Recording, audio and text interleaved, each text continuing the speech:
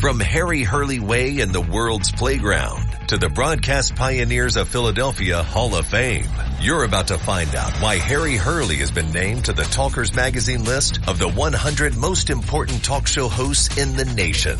Live from the studios of Town Square Media in Northfield, it's Hurley in the Morning on WPG Talk Radio 95.5 and the WPG Talk Radio app. It is 7 minutes past the hour, TGIF. Here we go. Remember, once a day I'm going to mention the weather into next week because we anxiously have the run-up to what will the weather be on the third Thursday in June, which this year is June 20th.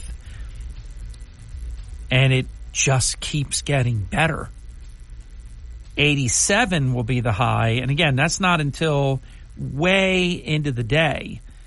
So it looks like it's going to be perfect when the golfers tee off. A 93% chance that it will not rain. I hope this holds. We're not there yet because it's still 6 days away, but we're getting to the point where when you get to, I start feeling good. If it's still looking good for us, I start feeling good a little bit on Monday, even more on Tuesday, and then we should be good to go. There is literally, starting tomorrow, because it probably will rain tonight, there's about a 71% chance that it will rain tonight. Thunderstorms possible, showers overnight. Tomorrow, no rain, 83 for the high. Sunday, 2% chance of rain, high 79. Monday, and now Monday, Tuesday, Wednesday, Thursday, all perfect sunny days. Not a cloud in the sky. That's not great. Look, it's beautiful, don't get me wrong. But actually, a little bit of cloud cover, nobody really complains about that in golf because the sun, even if it's not super, super hot, which by Friday, it will be 92, then 93 next Saturday. So there is some heat coming. And really, most of the week, I mean, starting Tuesday, 87, Wednesday, 87, Thursday, 87. But it is sunny Tuesday, Wednesday, Thursday. Let's see real quick. I want to check the wind. About 10 miles out of the south-southwest. Take it. Take that in a heartbeat. Well, you know, every day it can't be helped because the condition of Joe Biden is feeble. So they had a skydiving demonstration. All the leaders of the G7 know exactly what's going on, and they know to be looking up in a certain direction because here comes the parachuter, the skydiver, and they're all where they should be for no reason other than he's not well. Joe Biden wanders off. So I forget which ones they were, but a couple of the gentlelady leaders from around the world see this embarrassing moment and they kind of shush him back. Biden with the total confused look. They're all looking at a skydiver that's landing. He's looking at two guys that are packing a parachute. It's unbelievable. And, of course, the media gleefully happy to comply with the usual yes and no questions for Joe Biden. Mr. President, did you poop your pants? No. Mr. President, will there be peace? Will there be everlasting world peace? I mean, every question is just yes, no. And here's one if you heard him say it, then you saw something I didn't see. The media is widely reporting that Joe Biden, for the first time, said that he will not pardon. Now, that's not new, but for the first time, said he will not pardon, nor will he commute his son, Hunter Biden's prison sentence. I heard him answer the question of, will you pardon your son? And he said, no, I will not pardon my son. I didn't hear anything about commutation. So obviously that happened later, but I didn't see it. But it's on the record now. And I'm telling you right now, I promise you this. I hereby guarantee it. Joe Biden will not allow his son to go to jail. Now, maybe if Judge Noriega gives him probation, which of course he would have to explain because it would be outside the boundaries of the sentencing guidelines, maybe she'll do that, or maybe she'll give him home arrest or something, and then he can live in the White House. And then maybe Biden doesn't do it, but I know he's going to do it anyhow. After the election, or on January 20th, when he leaves office, Hunter Biden is going, and I don't think it's going to be a commutation, because it's like the Smalls. They take everything that they possibly can entitle themselves to. Luxury vehicles at taxpayer expense, whatever they can legally do. So why would Biden not continue in what he has done for more than 50 years? And that is enrich himself to the fullest extent that's possible. You see how easy it is to know that he's going to pardon his son. I guarantee it. And then it won't matter because he'll be out of office, or if he wins, the election will be over. And they'll yawn and say, hey, you said you wouldn't pardon him. And he'll probably, with that crooked smile of his where only one, that's another thing, there's something wrong with that. Only one side of his mouth goes up. I think it's the right side. He'll laugh, and it'll be like, hey, suckers, come on. Come on, man. I'm Joe Biden. This is what I'm saying now. I don't care what I said then. I could just see him. And if that awful Karine Jean-Pierre is still around, the president has the authority, and he changed his mind. It's a personal matter. It's his son. Oh, no, it's not a personal matter. It's actually a formal duty. It's a presidential pardon. Just incredible. So trust me when I tell you, don't believe it. So you know that Trump had a great day yesterday because the Democrat media, they're trying to make it look like Republicans are not uniting behind Trump and that Trump is some kind of problem. Meanwhile, he leads in every single poll that there is. I'm going to share some of them with you after the break. Trump was on fire. I mean, a warm applause. I mean, even Mitt Romney came. The reports were that Mitt Romney would not be there. He was going to make an excuse to be on a plane or be somewhere else. Mitch McConnell, right there next to President Trump. The Democrats, they're doing what they always do. Actually, it's the Democrats that are trying to move Biden out. And so they don't talk about that. Instead, they make up lies that Republicans are not uniting. I mean, come on. You hear all the different Democrats and the Democrat media saying Biden could do a great service by not running. Who is it? New York Post today actually took a picture of today's cover. Boy, they're good at what they do. Meander in chief. And it has Biden embarrasses U.S. with confused wanderings at World Conference. It shows all the G7 leaders square and right where they should be. And here's Biden wandering off. It's a great little picture spread that they have. Joe looks very confused.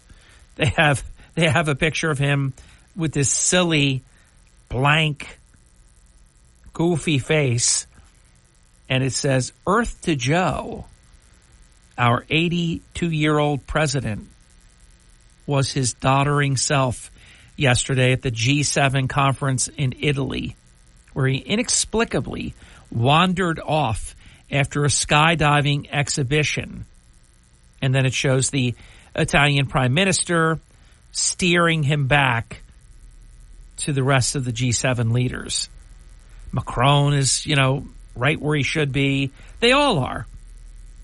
And here's Biden with his back to everything that is pertinent, and he's looking at nothing. Like two people packing a parachute. Oh, my gosh. Wow. All right, much more when we come back. Wide Open Forum at 7.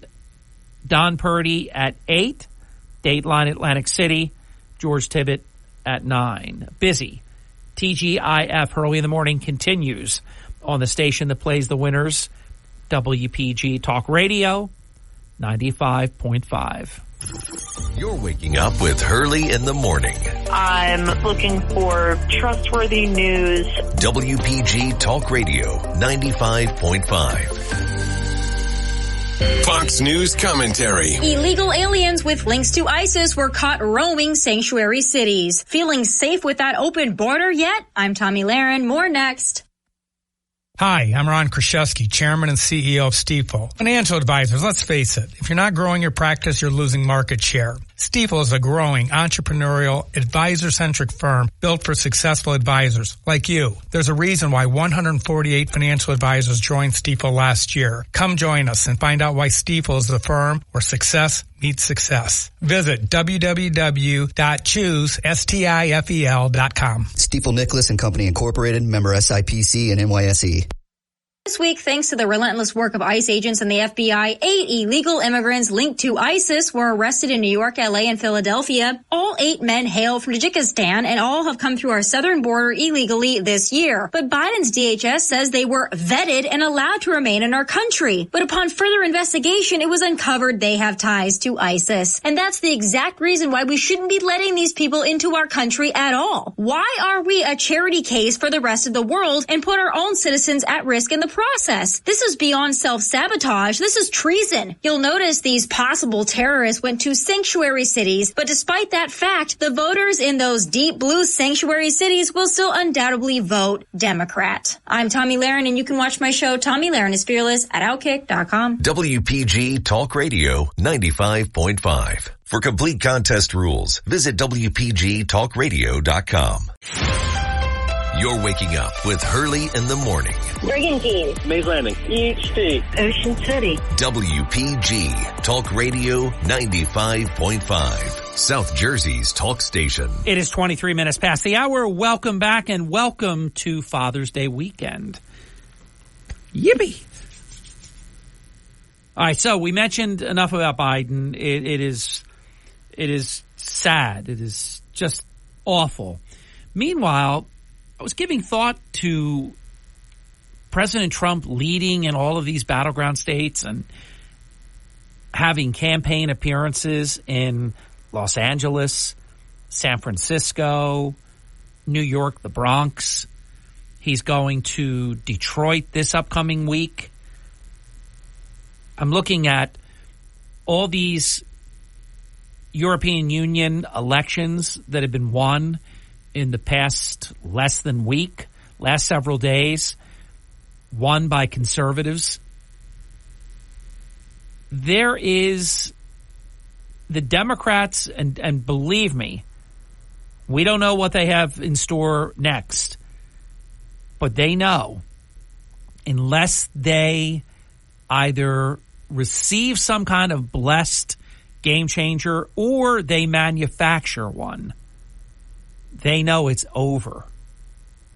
Do you think they're going to just sit back and lose the presidency and lose the majority of the United States Senate and have an even greater deficit in the House of Representatives?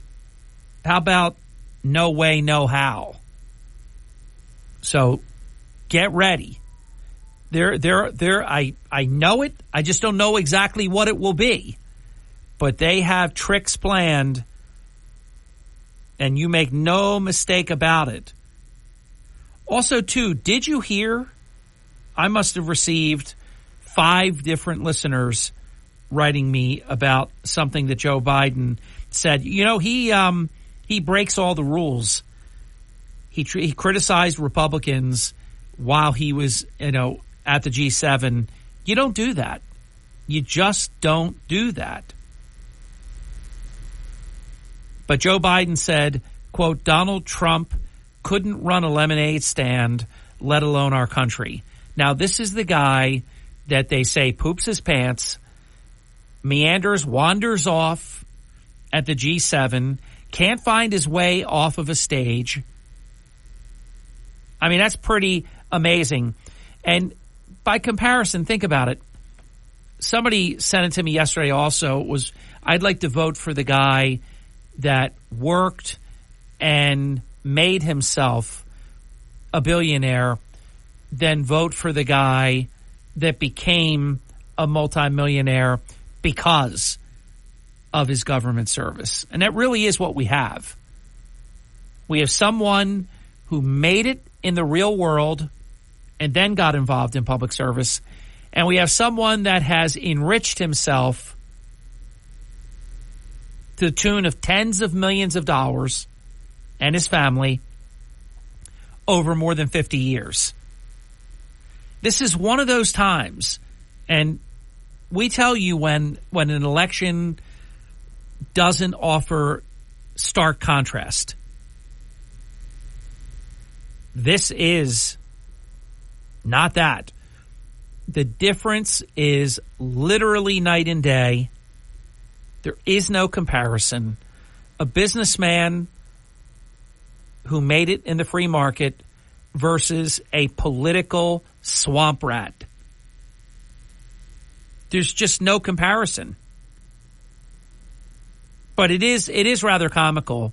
And they wrote it for him because he can't remember anything. So I'm sure he had it on a cue card that Trump couldn't manage a lemonade stand. Come on. Come on, Joe.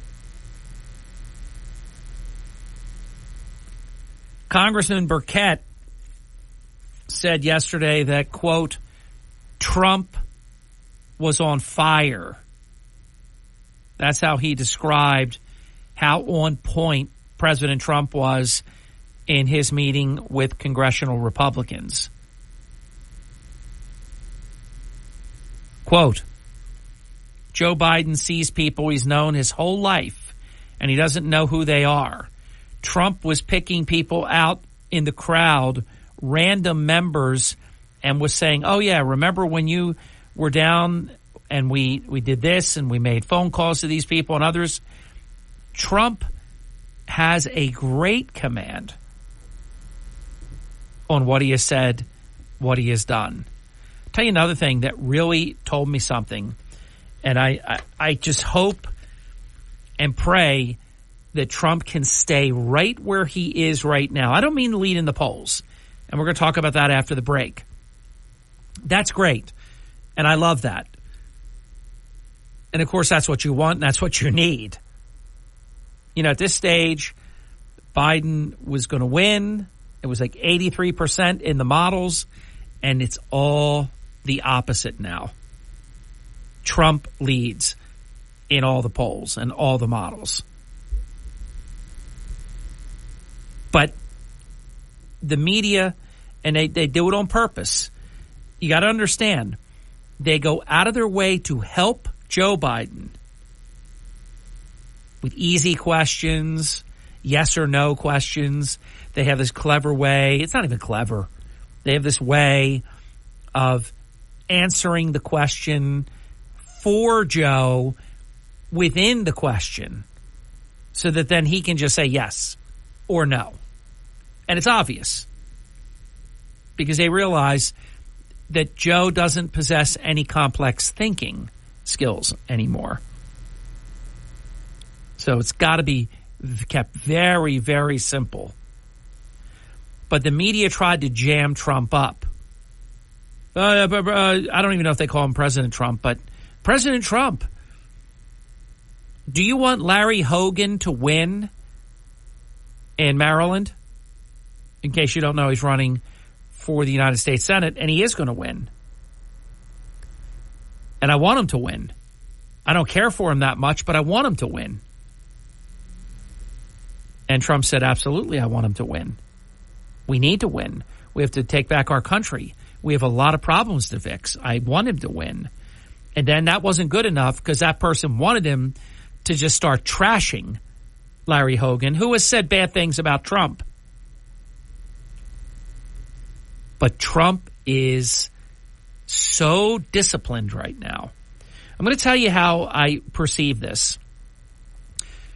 I remember in real time, and I wrote about it, and many, many times I said it on air, when Kellyanne Conway took over the campaign, and she's great at messaging, Trump never deviated. Whatever that was, 6 weeks, 2 months, whatever it was.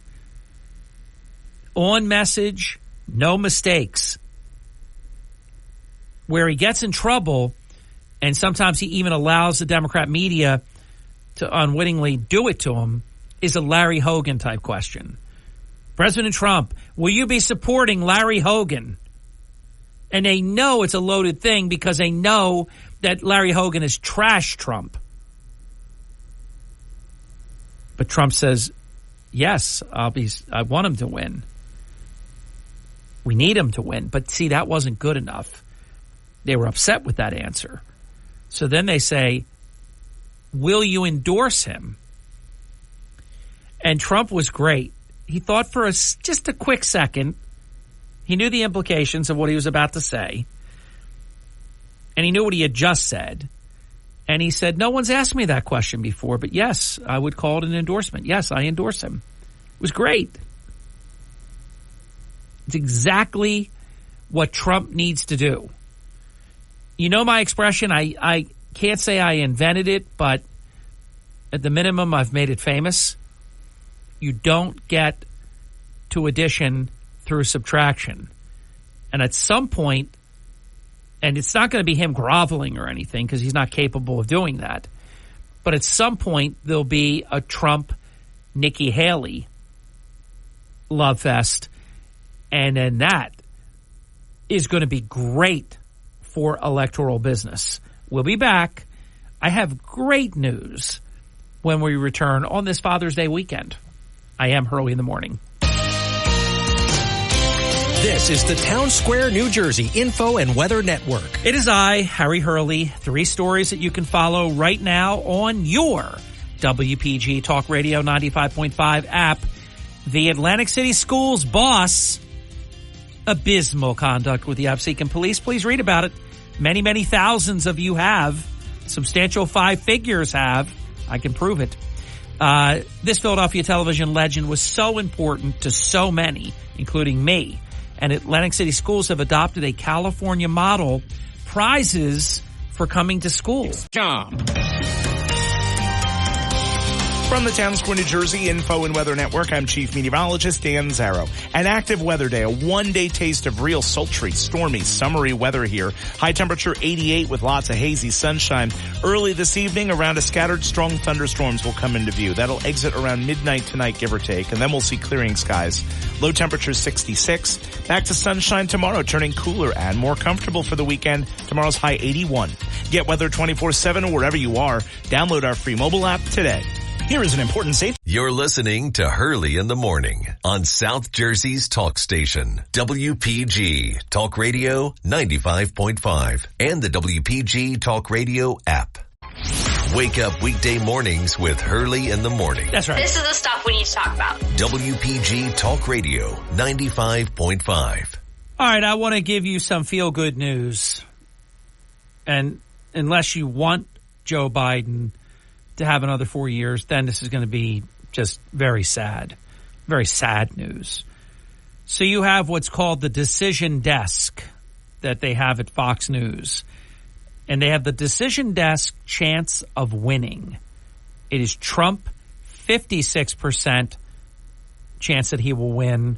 Biden, 44% chance. Big fan. I'm not an employee of Fox. I am a contractor, independent contractor. And obviously I work with them a lot and have a lot of friends there and a lot of good feelings. I feel that this number is lower than it should be.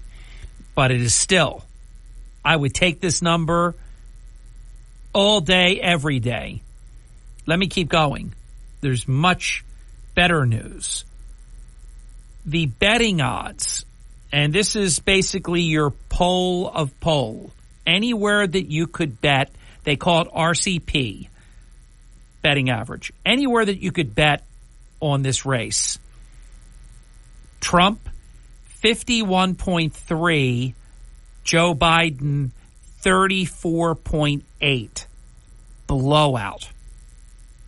So understand, don't listen to these Democrat liars. Just look at the things that are totally dispassionate, like where people would lose money if they bet stupid or say something stupid. Oh, do you think Joe Biden's having any problems? No, I can't keep up with them. All right, you're liars. You're just liars. But how are people betting? And there, we have a 17-point Trump advantage. I will continue. Again, this is the RCP average. It's the CUME, poll of all polls. Nevada, Trump, 48.3. Biden, 43. That's a 5.3 lead. Biden won Nevada. Here's one that's amazing. It is 44-41, and there's another one that's a dead heat, but this is the poll of polls. I'm telling you, since being convicted, Trump's polling numbers, not only did, you would hope that you could just hold where you were, he has increased his lead. And he's competitive now in Minnesota, in Wisconsin, all these places, Virginia, all these places he doesn't even have to win. So that's within the margin of error, that one. Here's another one. Trump has a 1-point lead over Joe Biden in Maine. No Republican has won the state of Maine since 1988. You want to hear it a different way? No Republican has won the state of Maine in 36 years. Trump leads at the moment. I have more. Michigan. Trump, 41.7. Biden, 41.1. Michigan, another state that Biden has to win that Trump is leading in.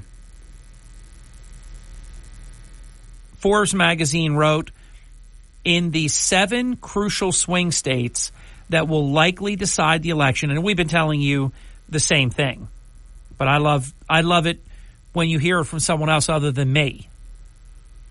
Arizona, Michigan, Wisconsin, Nevada, Georgia, North Carolina, Pennsylvania. This is Forbes magazine. All of which Biden won narrowly in 2020, with the exception of North Carolina, which Trump did win. And these polls all consistently show Trump leading Biden. I believe I still have more. Give me just a second. La, la, la, la, la. And there's also a very important thing that the Republican Party did yesterday. It's very sad. Yeah, it was the AARP poll in Arizona. Trump leading Biden, another state that Biden won in 2020. I mean, you see what's happening here. This is why you have this desperation. I also was very pleased.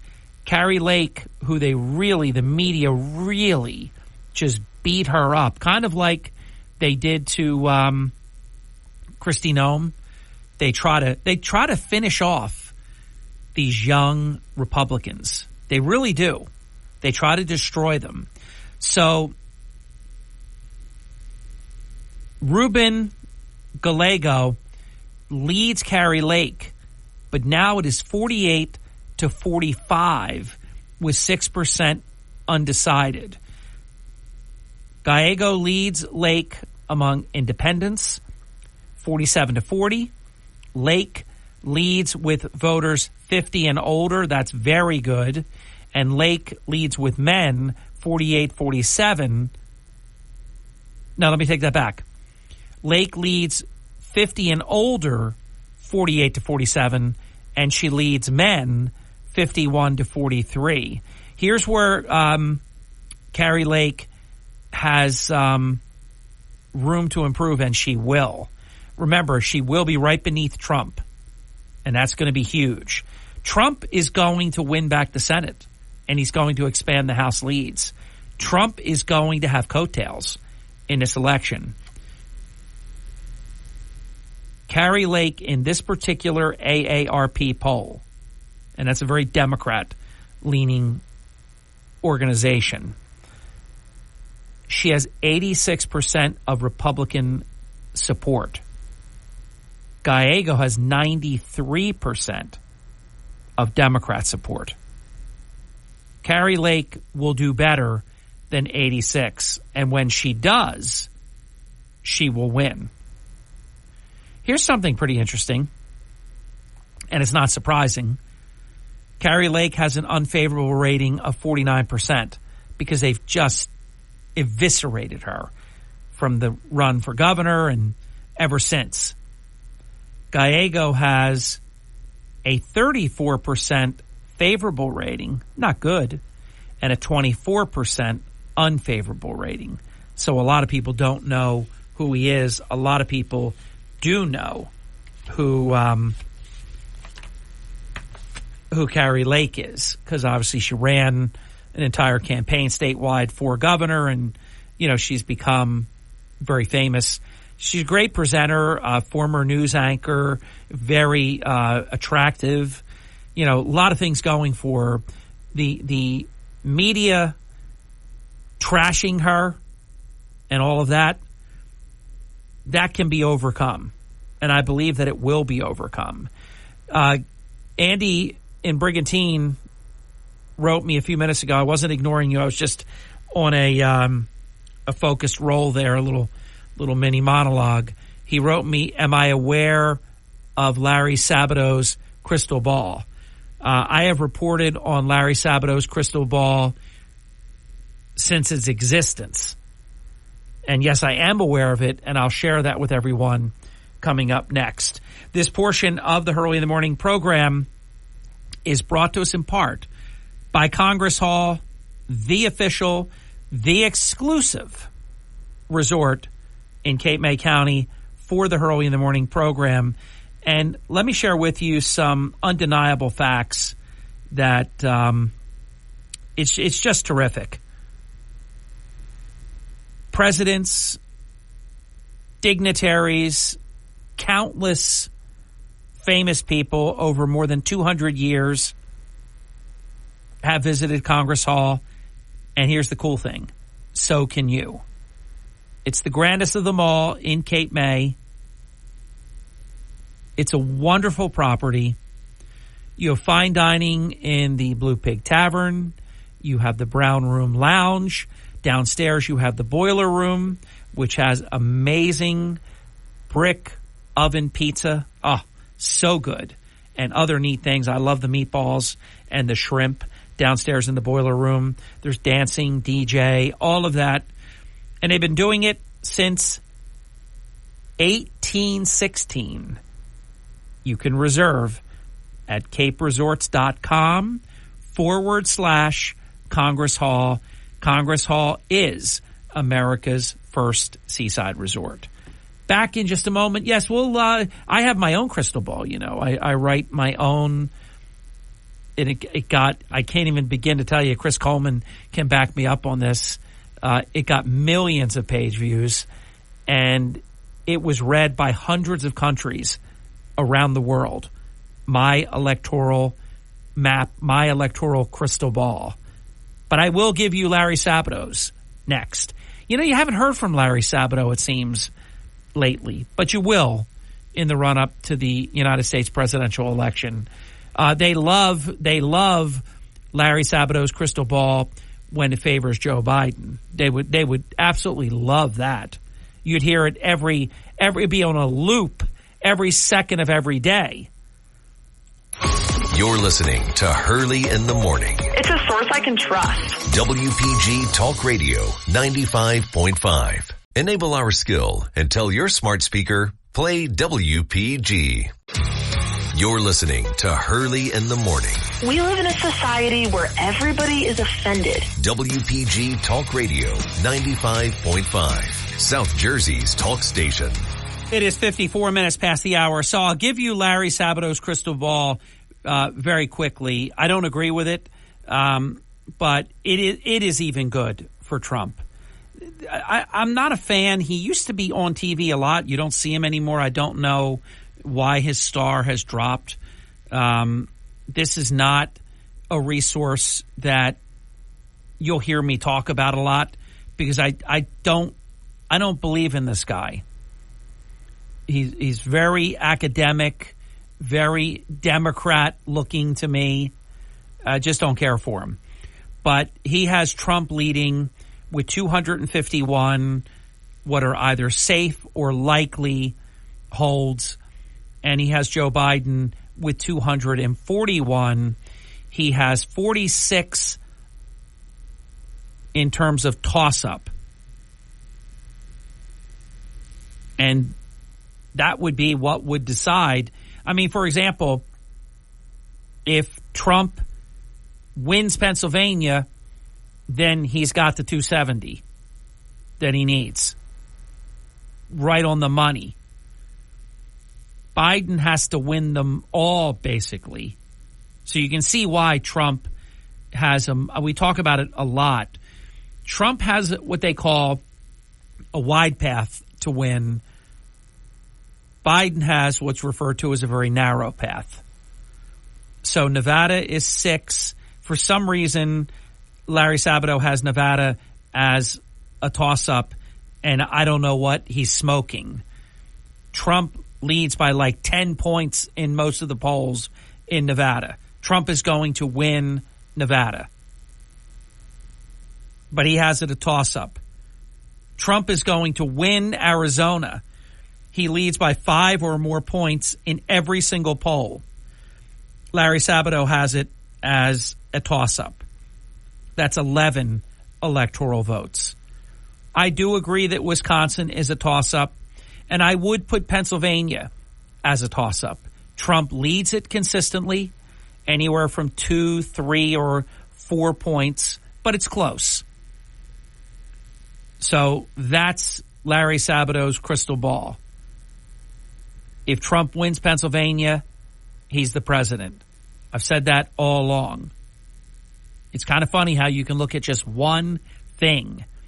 But here's what else you want to keep an eye on. If you see Trump winning, like Maine, if you see Trump win Nevada and Arizona and even Wisconsin, you don't have go to sleep.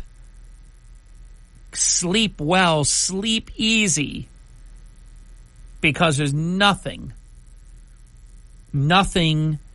that can be done to stop Trump if he wins really any of these ones that Biden had won, that most Democrats do win, And also, too, I really believe in Larry Sabato's model that Virginia, which is tie right now, 48-48, that should be a toss-up state.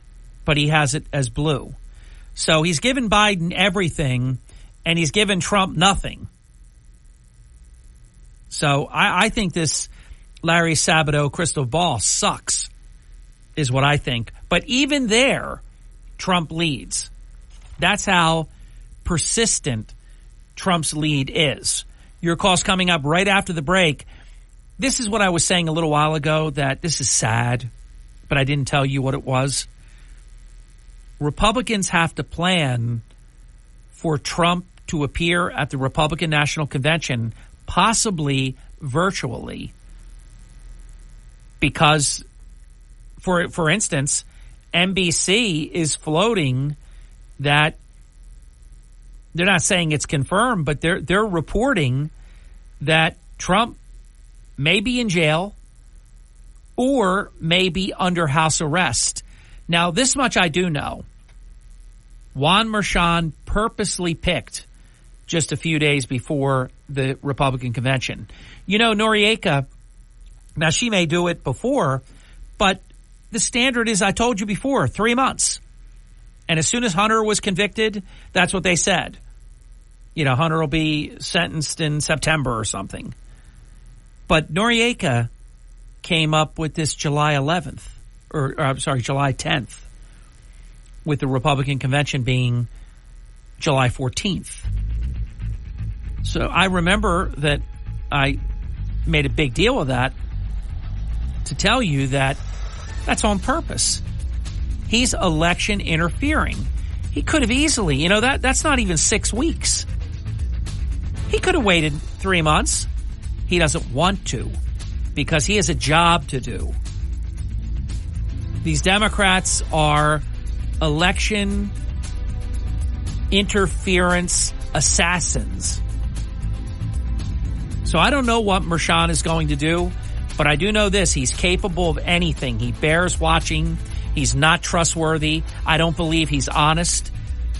And he'll do something to make news right before Trump's. And we'll survey this with you in the run-up to it. We have plenty of time.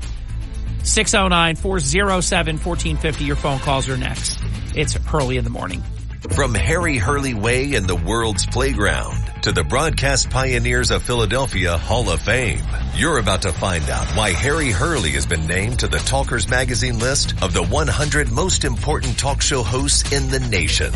Live from the studios of Town Square Media in Northfield, it's Hurley in the Morning on WPG Talk Radio 95.5 and the WPG Talk Radio app. Thank you. We're back 7 minutes past the hour on this very special Father's Day weekend. Welcome to the program. Thanks for being with us. Wide open forum this whole hour. And incidentally, we had a late scratch, but I'm not surprised. And anybody that was doubting Councilman Tibbet, he didn't go to the council meeting. He has been sick all week.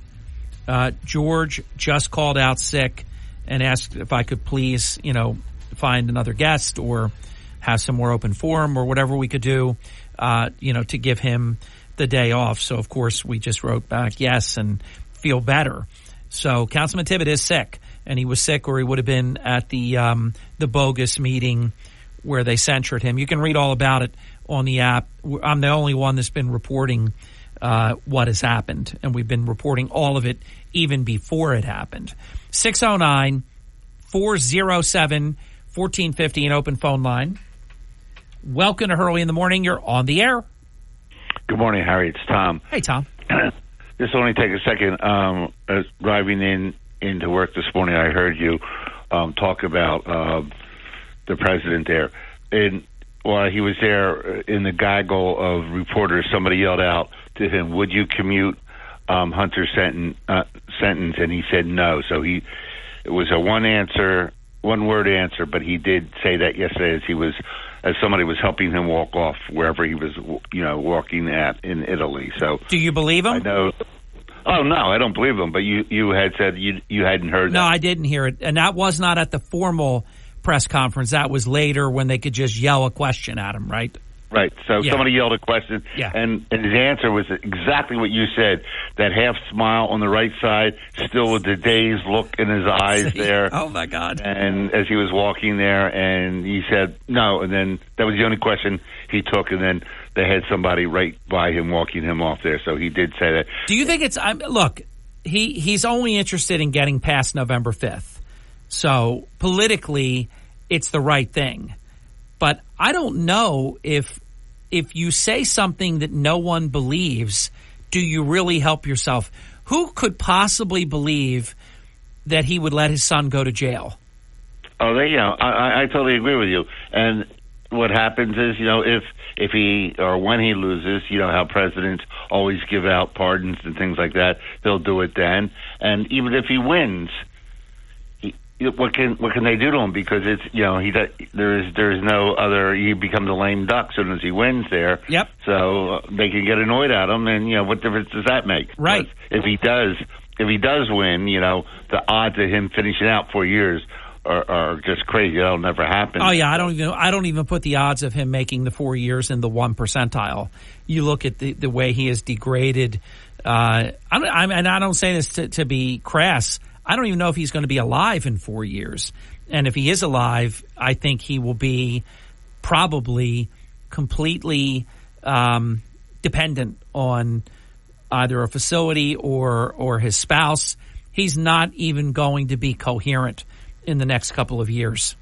Oh, I totally agree with you. So I think, he did say it, but it doesn't mean anything because either way. But what it gives him, though, Tom, is all that matters to him is what he says prior to November 5th.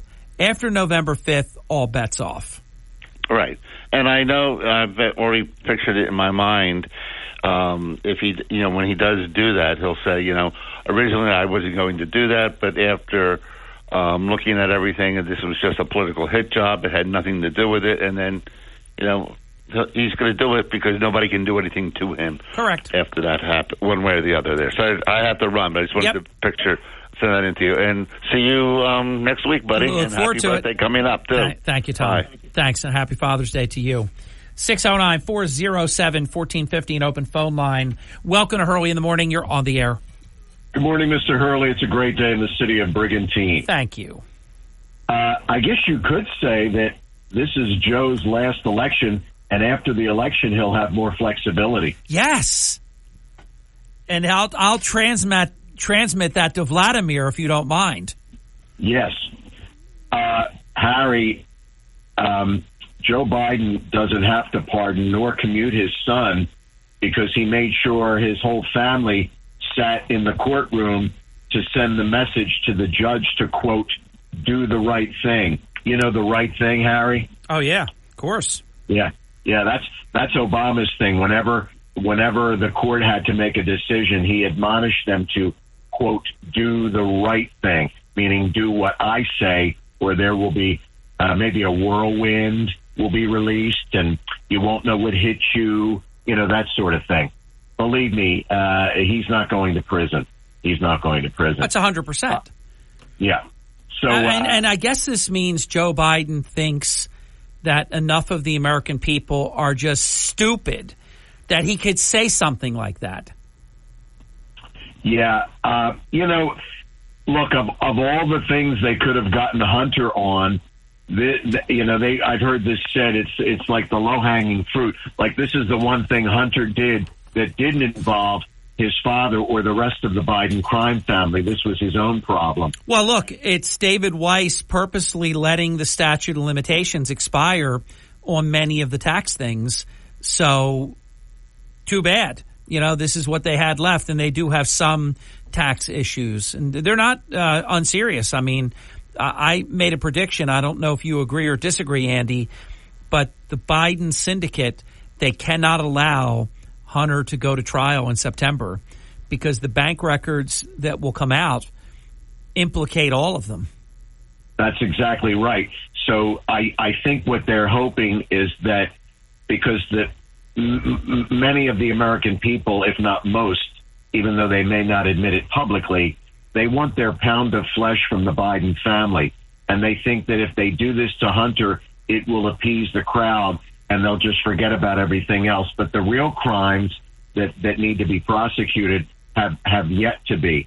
So let's hope that happens. And if President Trump gets in, and he will, I suspect that the investigations will begin post-haste. They have to, Andy, and I know the media is going to call it retaliation, and of course they never called it retaliation when they went after Trump. But it's going there. This is where James Comer and Jim Jordan and all their great work did not go, to waste. Is not for naught, because they can immediately, and they have to.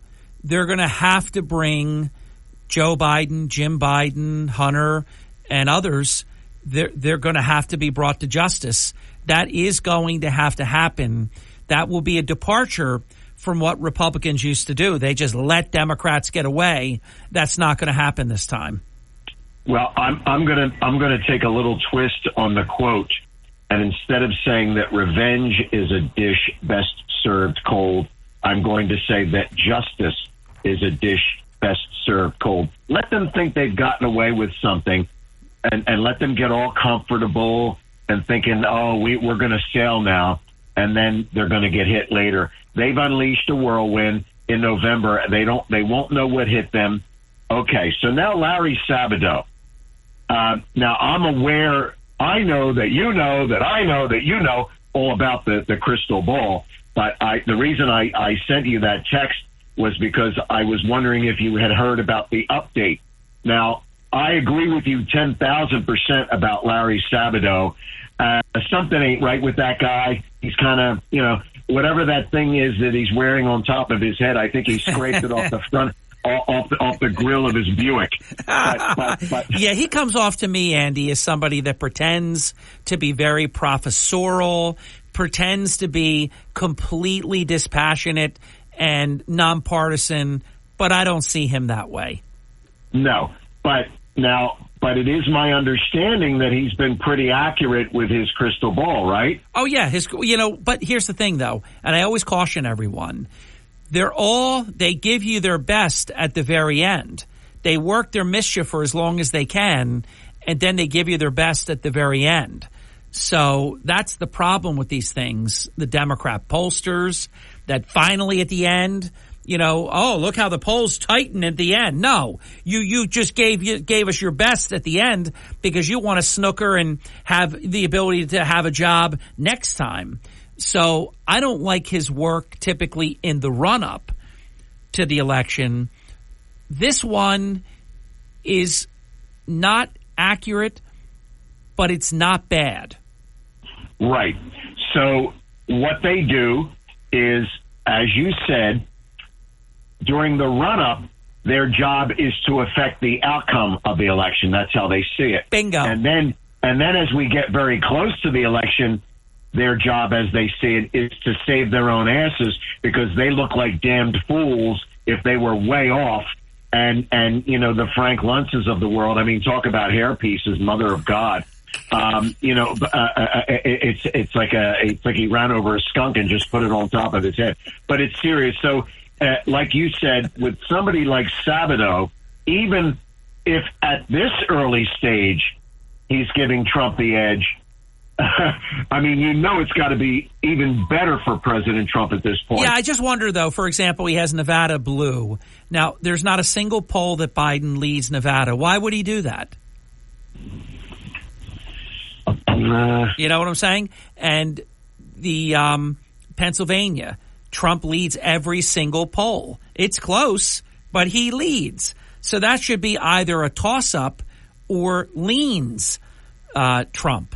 You don't have to put it in solid. You could put it maybe in either likely or leans. He doesn't have a lean. He has both solid, likely, or toss-up. But that's a toss-up state. But he has it, not as one, I think. Or maybe I'm wrong on that. I don't have it in front of me. I did before. He might have Pennsylvania as a toss-up. And I admit it should be.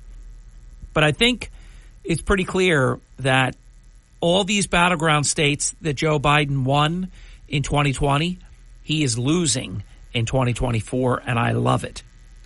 Do you have one more minute, Harry? Yes, and then I got to go. Okay. And I texted you. I'm one of the people who texted you, as you know. Harry, yesterday, what Joe Biden said yesterday had me thinking, okay, forget visiting angels now. He needs to go into hospice. What he said yesterday about Donald Trump isn't capable of running a lemonade stand, let alone the country. And I thought to myself, this SOB has never had a job, just like Barack Obama. This SOB never had his signature on the front of a paycheck, just like Barack Obama. This SOB never ran a business, never ran a corner candy store, just like Barack Obama. Look at what this man created in his lifetime, and he has the unmitigated gall to make that statement about President Trump. You know, Harry... And let me add to that, and then give me your epilogue, and then I got to go. I'm so late, and we got a bunch of calls to get here.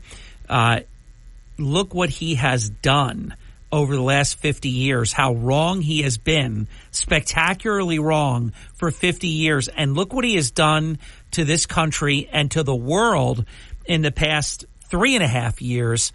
For him to make that statement is truly an abomination.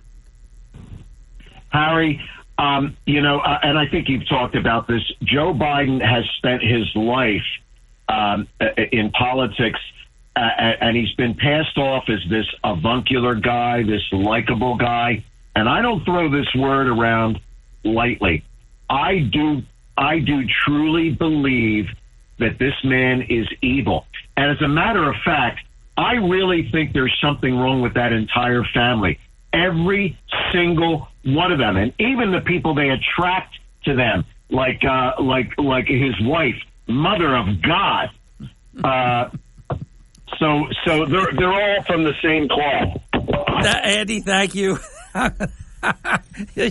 That's fantastic. We'll be right back. Andy, have a great weekend. Thank you, sir. One open phone line, 609-407-1450. Please don't go away. Your phone calls coming up next. Starting your day the right way with Hurley in the morning. It's a refreshing drive to work in the morning. WPG Talk Radio 95.5. Your morning espresso starts right here. It's the Sean Hannity Morning Minute. I just watch this president and all I feel is a sense of embarrassment for the country. It's really sad and really unnecessary. Photo shows Joe Biden sniffing the hair of Italy's prime minister. You know, this has gotten precipitously, dramatically, and obviously worse. He's in a perpetual state of confusion. That was on full display on this G7 trip. He displayed it also in Normandy when he was in France. And Washington insiders reporting that the president is really performing poorly in meetings, and this cognitive impairment is getting worse and worse and worse. And what are the Democrats going to do? They just had a poll come out that shows that Kamala Harris, her approval rating is lower than Joe Biden's. The Sean Hannity Show from coast to coast later today. War, inflation, and recession. Did you know that experts call gold the everything hedge? Gold goes far beyond hedging against inflation or the stock market. It can potentially even guard you against today's wars in Ukraine and the Middle East. Not to mention the great economic danger of a recession coming, which is what we're all worried about. And that's why gold just hit another record high. And central banks, they just keep buying gold at a record pace. It's Linda here. Join me and thousands of people who have called Goldco the #1 rated gold company. It's time you diversify your money with time-tested safe haven assets, physical gold and silver. Today, Goldco is offering our listeners up to 8 years in free IRA fees plus up to 8% in bonus silver with a qualified account. Call 855-815-GOLD for free IRA fees, free bonus silver, and a free gold and silver info kit. What are you waiting for? Call 855-815-GOLD.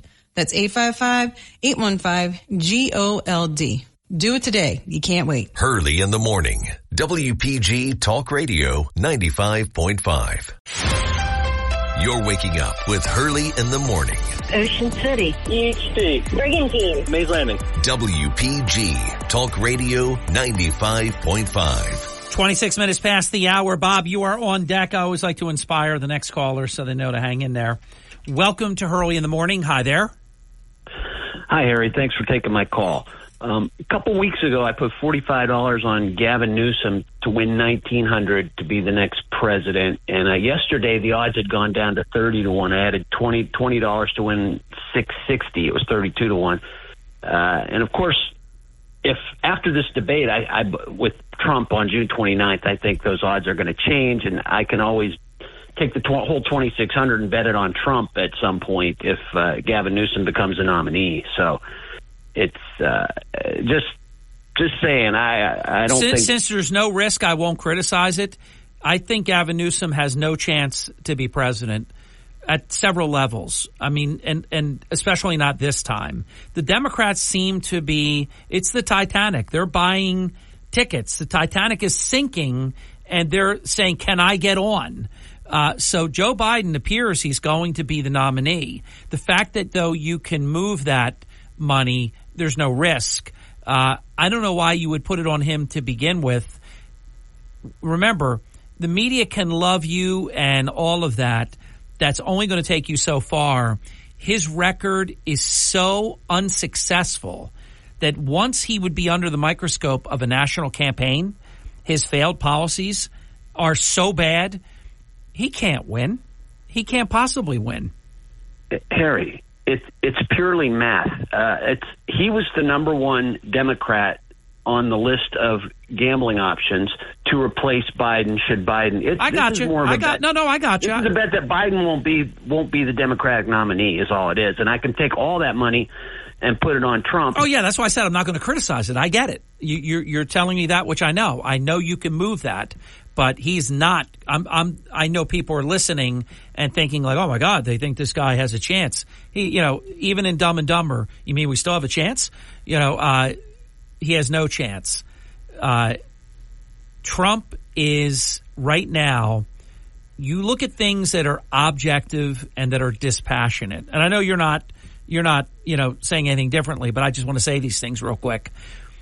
Trump is raising a fortune right now. People vote with their wallet. When you look at the things that are not partisan, Trump is rolling right now. Yes, my friend bet Trump 17 to 1 in 2016 in the Republican primaries in an offshore account. So I think Trump's 2 out of 3 chance he's going to win. Now you said tricks are probable. There's going to be some kind of more election interference. Yeah, no doubt. It starts July 10th. Merchan is going to be doing election interference. He's going to do something that causes Trump hassles in terms of his mobility. I know it.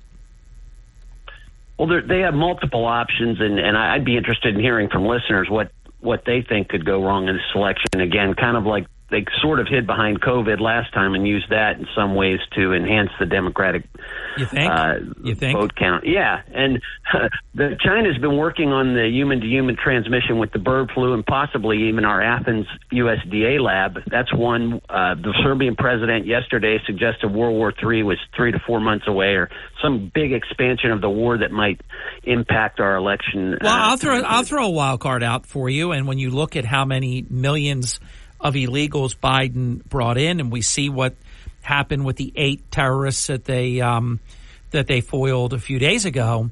A terrorist attack of any large scale in this country, even though Biden would be responsible for it, America might rally. You never know when something completely counterintuitive. It would be maddening because you say, well, you're the reason that we had it, and we're going to rally around you. So that is a wild card that could play out. I think the bad actors want Biden to be president. They may help him in any way that they think they can. China would be one of those bad actors. Oh, China, Russia, any terrorist. Who do you want? You want Trump, who tells you I'm going to kill you? I know where you are right now. I mean, the Taliban was terrified of Trump. There's a real chance Trump will destroy Biden in the June 29th debate, the first debate. June 27th. Who do you suggest? who do you suggest are the top Democrats to replace Biden? Well, okay, and it's June 27th for the debate. I don't want people to put down the wrong date on their calendar, and easy for me to say because it's my wife's birthday. So the candidate they want the most is Michelle Obama. Now, she keeps saying no, but really in the entire history of the country, no one has ever turned down being vice president, even though vice president always gets trashed as, not worth a warm bucket of spit and all this. But yet no one's ever turned it down because in all of history, it's the most reliable path to then become president one day. And I don't know that anybody really has ever turned down, if it could just be handed to you. You don't have to campaign. You just accept it by acclamation. So Michelle Obama, I think, is the one they want the most. Fortunately, and I was a little surprised by this, Trump beats her like a drum in the polls. That's good. So Michelle Obama is probably their first choice. In her mind, Hillary Clinton, she thinks they're going to come to her. They don't want her in the worst way. So she's number one in her own mind and heart. I think you're right about the Gavin Newsom thing because the Democrat bench strength is so bad. It's so small. He is actually their leading choice, which isn't that crazy? Well, I saw him with DeSantis on Hannity in that debate, and it's crazy on one level because California is just a disaster in certain areas, but at the same time, he's so far from Biden that it might be refreshing for young people. Well, I'll tell you where he would be scary as well. He's not stupid, and he's very, very quick-witted. He would be a problem. I wouldn't want to see him be the nominee. The media loves him. That would be a problem. Yeah, the media does love him, and they're going to love anybody, and I think everybody's going to be so relieved. That's funny. If Biden steps aside, I think there's going to be a great deal of relief among a lot of progressives. I would challenge anyone, though. In the old days, even on the Democrat side, you had like Dick Gephardt and Al Gore, and I could name like probably 10 Democrats, Mario Cuomo, and just keep going. Easy. I would defy anyone to name 5 Democrats. Now, you would say Kamala Harris because she's vice president. You'd say Gavin Newsom because he's been running the shadow, it's embarrassingly thinly disguised shadow campaign. Joe Biden, the incumbent, makes 3. Find me 4, 5, 6, 7, 8, 9, 10. The Democrats don't have it. And Kamala Harris is a problem, and Gavin Newsom's one of the people she could probably stand down to and resume as a vice president. But there's some people, if she was passed over, that might create some division within the Democrat primary. And I don't think that she would take kindly to standing down for Gavin Newsom at all.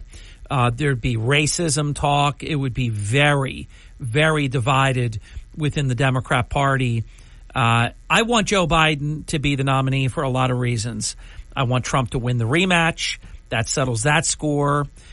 He's an absolutely terrible president with a terrible record, and I love the optic of the American people getting to decide between the past 4 years and the immediate past 4 years before that, and it becomes like a Reagan-esque, are you better off now than you were 4 years ago?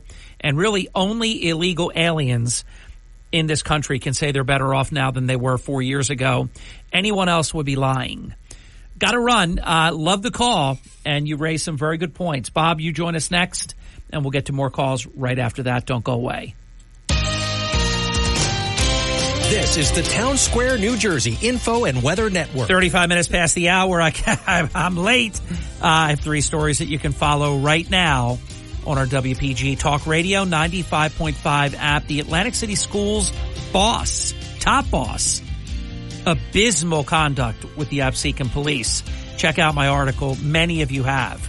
This Philadelphia television legend was so important to so many when we were growing up, including me. Check that out. And Atlantic City Schools, they've adopted a California model, prizes for coming to school. From the Town Square, New Jersey Info and Weather Network, I'm Chief Meteorologist Dan Zarrow. Air conditioners at the ready. Today will be hot. Next week, it's even worse. 60s and 70s this morning, 88 for a high today with lots of hazy sunshine. And then watch the sky for around a strong thunderstorms, probably around the early evening hours. Rain should exit around midnight tonight with clearing skies. Low temperature 66. Back to sunshine tomorrow. Cooler and more comfortable, high 81. Get weather 24/7 wherever you are. Download our free mobile app today. The Olympic torch will arrive in... Starting your day the right way with Hurley in the morning. WPG Talk Radio 95.5 and the WPG Talk Radio app. Hurley in the morning. Harry Hurley is the only person that can make sense of what's happening in Atlantic City. On WPG Talk Honored Radio to be that man. 95.5. 41 minutes past the hour. If you've ever wondered, and I do wonder these things, because when you do events that are outside, you know, you worry about what is the weather going to be like. I mean, the Trump rally in Wildwood was glorious. If it was a terrible weather day, it would have been a horror show. I mean, they had the one, I forget which state it was in, they had to cancel it. There was like lightning and tornadoes forecasted. It was absolutely terrible. And you might be going to Disney World for a family vacation. You want to know what the weather's going to be like. This is the short answer to forecasting in advance of a particular day or days that are important to you for good weather. A 7-day forecast can accurately predict the weather about 80% of the time. I didn't realize that a 7-day forecast was that good. Now, don't forget the 20% long shot can always come through for you, but that's pretty good, though. A 5-day forecast out from a day that you are wanting good weather can accurately predict the weather about 90% of the time. However, a 10-day or longer forecast is only right about half the time. So guess what? We're within 6 days, which means it's 80% that we're going to have a good day weather-wise. I know we're going to have a good day, period, but we're going to have a good day weather-wise. And then as of tomorrow, if it still holds where it is now, and it keeps getting better, actually, we will be at 90%. So I like that. Just something to tuck in the back of your mind, give you some level of comfort. Hello, Bob. Hey, Harry. Good morning. Look, I want to talk about the VP sweepstakes. The convention's only about a month away, but comment on the Biden dysfunctional family, and you know they all, for the most part, seem to be a bunch of sleazebags, and even the dogs, Commander and Major, are whack jobs. 30 plus incidents of Secret Service men getting bitten. 36 documented times, and Biden himself was there for many of them. And this is the entitlement, though. These self-absorbed, self-indulgent slimeball Bidens. Usually after the first bite, you got to do something. Not Bidens. No rules apply to them, Bob. Well, look, Harry. And by the way, for those who don't know, nobody loves dogs more than Bob Progner. So I know where you're coming from with this. Well, Harry, I've got dogs. My dogs are giant schnauzers. They're like German shepherds in that they are by nature very protective. But you know what? My wife took our dogs, especially the older one, who tends to be a little more protective. These dogs were taken to classes. I don't know how many hours my wife spent getting those dogs trained, and they're well behaved. They have never ever bitten anyone. And they're in a setting at our motel. We've got people walking by all the time. Yeah. And again, it's. But anyway, look. The point I want to make, and I think it's really important. Republican convention's a month away, and President Trump is a very vibrant, 77-year-old. He's 8 years younger than me. I think he's in better shape than I am. Probably he'll be 78 tomorrow, Bob. Yeah. And he's in great shape, absolutely. But he's still 78 years old. Yeah. And if we want to have, as Barack Obama said only our change is going to be positive for the country. If we want to have fundamental change, meaning the Trump agenda continues, the great Trump agenda from 2016 when he took office till the COVID problem that was unleashed on him by the Chinese communists and who knows who else.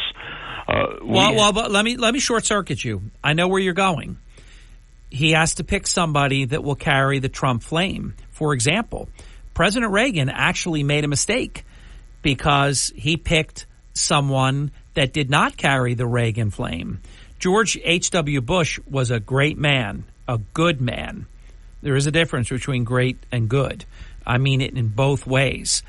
But he didn't carry the Reagan torch. And then from there, the Republicans went in a different direction. So Trump must not pick a swamp rat as his VP. Correct. I know where you're going. And you know where I'm going next. Yeah. Okay, the junior senator from Ohio, he is absolutely, J.D. Vance is absolutely on board with every major Trump policy position, be it the border, be it free trade, keeping our manufacturing jobs in this country, keeping our middle class strong. Yeah. Well, by the way, in case I think you know this, right now his stock is rising like no one else's. I think he's the front runner right now, and it's a perfect example how Trump operates, because if we go back in time, there was a time where J.D. Vance was basically a never Trumper, but then he became an always Trumper. So, you know, the old adage, it's not how you start, it's how you finish. He absolutely, I have no doubt that J.D. Vance would carry the Trump torch. Oh, and look, it's so important, Harry. You know, by the way, you know who else I think would carry the Trump torch? I don't know if you're going to agree with me.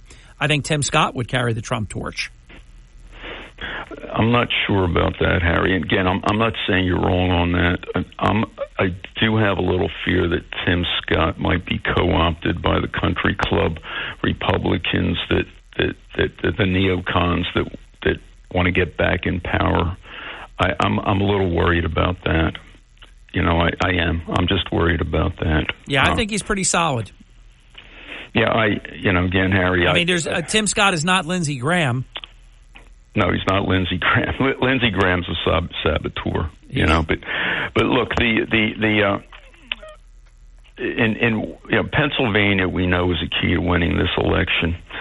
In Ohio, J.D. Vance is incredibly popular. Yes. The same voting demographics. The voters of Western Pennsylvania would love to see J.D. Vance on the ticket. Another reason to what would be very cool about that, you would have J.D. Vance on the ticket. That would help uplift Bernie Moreno, who's trailing by about 3 points right now, for the Senate. That would be, and then it would give the Republicans an opportunity to appoint another Republican U.S. Senator from Ohio. That, I got to give you this, Bob, that would strategically, because you know the old expression that only Kennedy did it, no one wins the presidency without winning Ohio, that would be a very good decision. Well, Harry, that was my next point. That's exactly right. You know, voter turnout would increase dramatically if he were the VP pick. And yes, Bernie Moreno should beat Sherrod Brown. I mean, Sherrod Brown is a liberal. Ohio has become a solid red state. And look, do you know the first campaign that Sherrod Brown ran in Ohio? Richard Nixon was president of the United States. This guy's a swamp creature. He's got to go. And his policies are terrible, and they're not within the mainstream of Ohioans. So this could be, transformational. You take him down, you add a new Republican into the Senate, you have a vice president from Ohio. I would take what you're selling right now in a heartbeat, Bob. So, and Harry, again, like what politician would stand in right next to and probably got his shoes contaminated by the toxic waste in East Palestine, Ohio? J.D. Vance was there, I think, 2 or 3 days after that train spill that caused all sorts of toxins to come in the air. It took Sleepy Joe and forever to get out there. And that was fake when he did it. It was totally fake. And Buttigieg, what was he out there 3 or 4 months later? Just awful. Yeah, just terrible. Bob, I got to run. That's a great Harry. input. I really appreciate it. And it's defendable. It makes a lot of sense. And look, he's either going to be the nominee or he's barely going to miss. I mean, he is right now. Most people that are in the know will tell you that his stock is raising more than anyone else's. He's got a really, really good chance to get it. Right back to your calls after this. Hurley in the morning. They stick to the facts. WPG Talk Radio 95.5. You're waking up with Hurley in the morning. WPG Talk Radio 95.5. You're listening to Hurley in the morning. Established, reputable. WPG Talk Radio 95.5. Welcome back. 4 minutes before the top of the hour. Don Purdy joining us next hour. And we've picked up a bonus hour. Councilman Tibbet is under the weather. So the 9 o'clock hour, we're going to come back to you on the phone lines and we'll run right through the finish line on this Father's Day weekend, Flag Day, and President Trump birthday special edition of the Hurley in the Morning program. So if you run into President Trump in at Mar-a-Lago or at the New Jersey Country Club, wish him a happy birthday. It is President Trump's 78th birthday today. I haven't heard anybody in the media even say that yet. Welcome to Hurley in the Morning. You're on the air. Hi, good morning, Harry. This is Jean Marie from Egg Harbor Township. I'm not taking away from President Trump and the callers before me. Great calls. I want to remind everybody that he is not for offshore wind. There are other alternative energies, and the only reason they're pushing offshore wind in Atlantic County right now is because it's a money grab. Yep. You had said to former Mayor McCullough that you would help make this famous, this issue. And so I am hoping that your callers will spread the word that Monday night, June 17th at 5 o'clock, Egg Harbor Township Planning Board is meeting on Bargaintown Road at the Municipal Building. And they're going to vote on selling additional parcels of land to Atlantic Shores Offshore Wind. That is for the substation. Everybody's focused on the wind turbines, the windmills, but know that without the substations, there's nowhere to harness the energy that they're claiming that we will benefit from. We are not going to benefit from this. It will turn the Barrier Islands, Down Beach, the Pinelands, Egg Harbor Township into Flint, Michigan, or worse. Jean Marie, you're a wonderful speaker, and we need to talk again because we're only down to like a minute in the hour, and I have been working hard to make it famous. If you Google my name and offshore wind, and you will find probably 10 articles at least. I've been all over this from the beginning. I know you're not saying I'm not. I'm staunchly opposed to it. I didn't realize this vote was happening on a substation. I'm totally against that. So let me give you the final minute to make a closing comment for today. I'm just begging people. I am begging, and that's desperate. Yeah. Monday night, the 17th, Egg Harbor Township Planning Board meeting, Bargaintown Road, Municipal Building, 5 o'clock. Is your suspicion, Jean Marie, that it's on the agenda and that the fix is in, that the votes are already there, and that this will require a massive, opposition from the public to stop something that apparently is ready to happen? No and yes. No, I don't think a fix is in. I don't think that our representatives are any more for this than the average taxpayer is. Good. Those who know, we do not. The public at large is not informed, and so. But yes, I mean we're in trouble. We're in big trouble. Yeah, I would say to people, come out to that meeting and show your appointed representatives that you are not in favor of this. Jean Marie, call me again. You're great. From Harry Hurley Way and the world's playground to the Broadcast Pioneers of Philadelphia Hall of Fame. You're about to find out why Harry Hurley has been named to the Talkers Magazine list of the 100 most important talk show hosts in the nation. Live from the studios of Town Square Media in Northfield, it's Hurley in the Morning on WPG Talk Radio 95.5 and the WPG Talk Radio app. Thank you. Welcome back. 6 minutes past the hour. Flag Day, Father's Day weekend, President Trump's birthday. Busy day, busy weekend.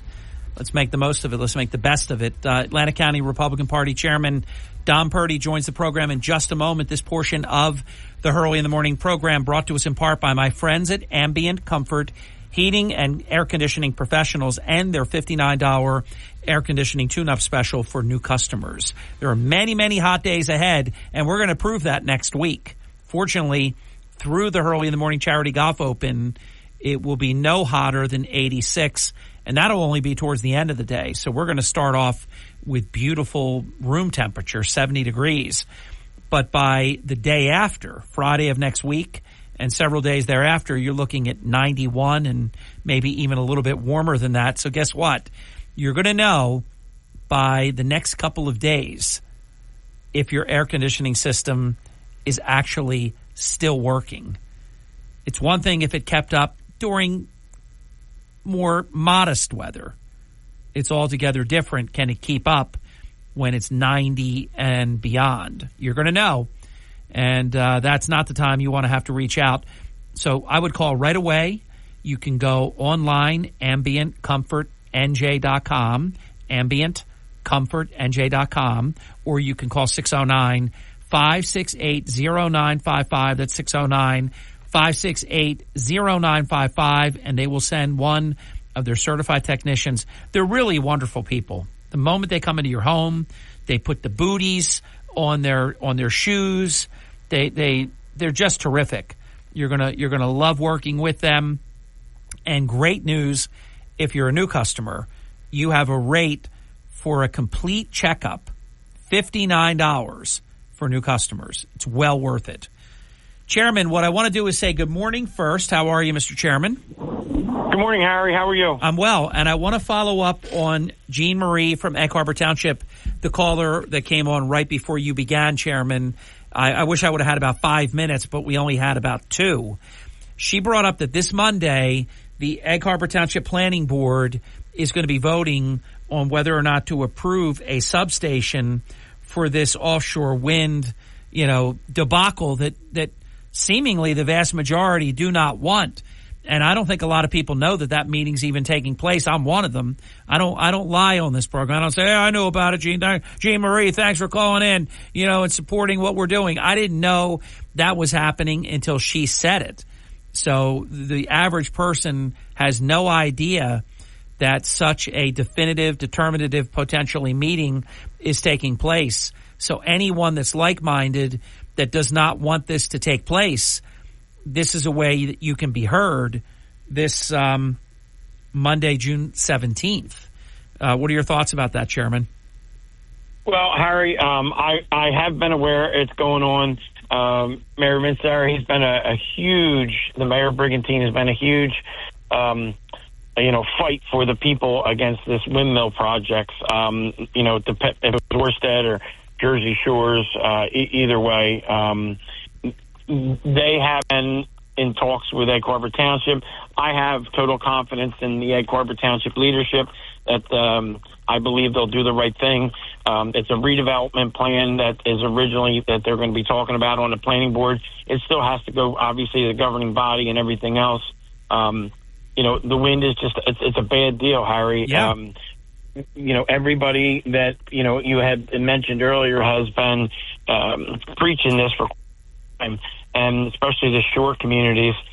So I have confidence in the Egg Harbor Township board that they're going to do the right thing and get this, done for the people of not just Egg Harbor Township, but Atlantic County and the Jersey Shore in entirety. And you know what it shows, though? A lot of people think about how the Down Beach communities are impacted. No one, including myself, was thinking about a substation that could be located in Egg Harbor Township. So that is just something that I want people to know is happening. And I really appreciate the fact that Jean Marie from Egg Harbor Township called in to make people aware of that, because sometimes I'm not saying they're going to go and approve this. I don't know that they are or they aren't, but many times, as you well know, even meetings that are publicly, legally advertised, hardly anybody even sees those public ads and things like that. And next thing you know, somebody voted on something, whether it's some new development in your community that you don't want, and that's happening. There's some opposition to that in Egg Harbor Township at the present time, or something like this. So, as you know, knowledge is power.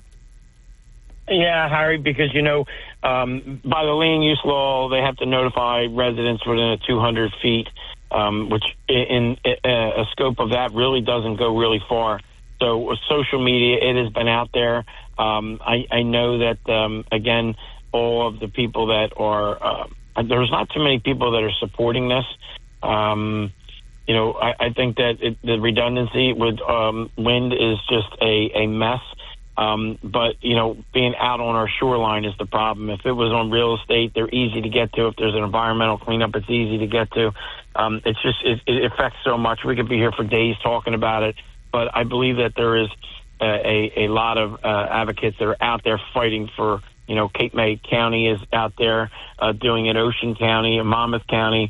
They're not going to put this down. And if President Trump is successful, that's one of the first things he's doing is signing against offshore wind. And Jack Citarelli's been on your show. He has said the same thing. If he is governor, he will be signing the same thing. We are for clean, renewable energy, but not at the cost of our shorelines and fisheries. Perfectly put. After the break, I want to get your take as the Atlanta County Republican Party chairman. I was pulling, and I don't even know Serrano. I never heard of Serrano until this campaign, and I really didn't even think about him until after it was over and he was leading by several hundred votes. I was pulling for Tim Alexander to win, and I'm not calling him a loser. I'm just saying in terms of just political jargon, he's a perennial loser. And Van Drew has run against him. He's beat him like a drum, and he would do it again. I was rooting for Tim Alexander to win. I'm not saying Serrano, who got whatever it was, 200 or 300 more votes, is Mickey Mantle, and that this is a problem. Van Drew's going to win no matter who he runs against. But I was rooting for Tim Alexander for the reasons mentioned. I want to get your take on how do you like the matchup of Van Drew and Serrano that I don't think many people know much about at all between now and November 5th. And, of course, people will be voting well before that. Back with Atlanta County Republican Party Chairman Don Purdy. This is Hurley in the Morning. Not only the news, but perspective, too. WPG Talk Radio 95.5. You're waking up with Hurley in the Morning on South Jersey's talk station, WPG Talk Radio 95.5. You're waking up with Hurley in the Morning. Egg Harbor Township, Ocean City, Goshen, Cape May. WPG Talk Radio 95.5 and the WPG Talk Radio app. A friend wrote me, is it just me or do you get better every day? I wrote back, my man. Let me share with you, and I'm pleased to do so, and it's fast approaching, that my friends at United Methodist Communities at the Shores in Ocean City, they're having their 13th annual Father's Day Classic Car Show, and it's here. It's tomorrow. And then there's another great event that will be happening Tuesday of this upcoming week. The car show tomorrow, the Classic Car Show, is 9 a.m. to 1 p.m., and then this Tuesday, which is June 18th, from 10 a.m. to 12 noon, is a free memory screening event. And I'll tell you, it's just such a wonderful special event to take full advantage of and underscore keyword free. If you're considering senior living options for yourself or a loved one, I unconditionally recommend and exclusively recommend United Methodist Communities at the Shores in Ocean City, and here's why. It's fully remodeled with private apartments. They're like condos. 2 restaurants, a bistro on the first level, on-site fitness center, and it's just 3 short blocks from the Ocean City Boardwalk and beach. The Shores is proud to present insightful and fun events for our community, so don't miss the Father's Day Classic Car Show. I know Father's Day is Sunday, but tomorrow is the Classic Car Show, 9 a.m. to 1 p.m., and then the free memory screening event. We'll still publicize this when we come back on Monday and then even on Tuesday. But want to give you fair notice on that it's this Tuesday from 10 a.m. to 12 noon at the Shores, 2201 Bay Avenue in Ocean City. RSVP for the memory event. You don't have to RSVP for tomorrow's Classic Car Show, but please RSVP so they know to expect you, because this is a great service that's being provided, this free memory screening event. Michelle is standing by at 609-399-8505, 609-399-8505 in English, 609-399-8505. Tell them I sent you Hurley in the Morning to United Methodist Communities at the Shores in Ocean City. So, Mr. Chairman, Van Drew v. Salerno, do you care who the opponent is? What are your thoughts? Well, not really. I think that Tim Alexander had his shot. Yep. Didn't he have it twice? Wouldn't this have been like the third in a row, right? Well, again, not to put us up on a pedestal, the Republicans have a large bench, Harry, and great candidates that want to get up and get involved and run. And I can't say the same for the other team. But, one thing it is, when these voters go out and vote in November, they're going to have to say, do we put our vote for somebody that we know, that's a leader that's involved and, is heavily involved in South Jersey and not just representing us in D.C., but he goes to everything in Atlantic County and the several counties that he represents. Yeah. He is the guy that deserves to win. He's the guy that deserves to be in D.C. So I think that the other guy, is somebody that is not well known. I think this might be a summer house for him. I'm not too sure, but I know he's not from Cape May County originally, and I don't think he even lives there full time now. But they people move around and they see a district that they want to run in, and that's how they do it. Good enough for him. He's fortunate enough to be able to have a second home. But Jeff Van Drew is proven, for many, many years that he represents the taxpayers and the state of New Jersey well. And I feel very confident that, come after the election is over in November, that he will be the congressman and going back to D.C. again. Chairman, I have no doubt in my mind that Judge Blee made the absolute right call. You don't want to disenfranchise thousands of voters. He did the right thing. It was the right call, but it was a mess. Some knucklehead opened ballots before he should have. And I just wanted to ask you, are you satisfied with how all that turned out? So, yes, absolutely. Judge Blee, I think, did a great job. And you have to remember, Harry, we as Republicans and me as the chairman never, ever said that we did not want them to be counted. We wanted justification and we wanted answers and we wanted to know, how and why and what is going to be the process. And I believe that Mike Blee, the judge, the assignment judge, it's not just a regular judge, he's our assignment judge, called it out. He said that, he believes that, it was it's messy. There's too many hands in the pot over there. There needs to be more of a security presence with like cameras. Yep. And, Chairman, amazing how they don't want cameras, isn't it? Yeah, it's awful weird because, Judge Blee made it perfectly clear that, there seems to be a lack of security there. And I don't think that if the security would have changed of what they did, it was Bill Saccinelli, the employee over there that's been there for 20 plus years, that knew better, that insisted that these individuals underneath of him open these ballots up, and that's what they did. And there crazy. was 1,909 of them, and I want accountability, and I still don't have an answer of what they're going to do to duty employee that instructed him to do it. They broke the law, Harry, and the Democrats want to dance around it. Where I think it's shameful is your counterpart, the Democratic chairman, Mike Suleiman, put out a totally political garbage statement about Republicans not wanting votes to count and disenfranchising voters. You know, hey, Mike, I know you're listening. That's why people don't like some of the things that you do. And I've really tried, to be kind, to be good to him. That was a filthy, despicable comment that he made when he made it, when he knew better. He knows that's not, like you just said, you made it a point to mention that Republicans never didn't want voters to be disenfranchised. This is, hey, look how this happened. They're open earlier than they're allowed to be. That's actually, I believe, a crime. It's certainly wrong. And what's that have to do with not wanting people's vote to count when something like that is being wrong? And this from the same guy that still hasn't said a word about Marty and LaQuetta Small having serious child abuse criminal charges. I mean, come on, give me a break. Well, that's because, when you're under the gun like that, you want to sit there and complain about your absentee ballot, being, as he would say, late. 50 days is not long enough to send an absentee ballot in. This guy lives in fantasy land. He's never had a real job in his life. He's works for SJTA. And you know what his job is, Harry?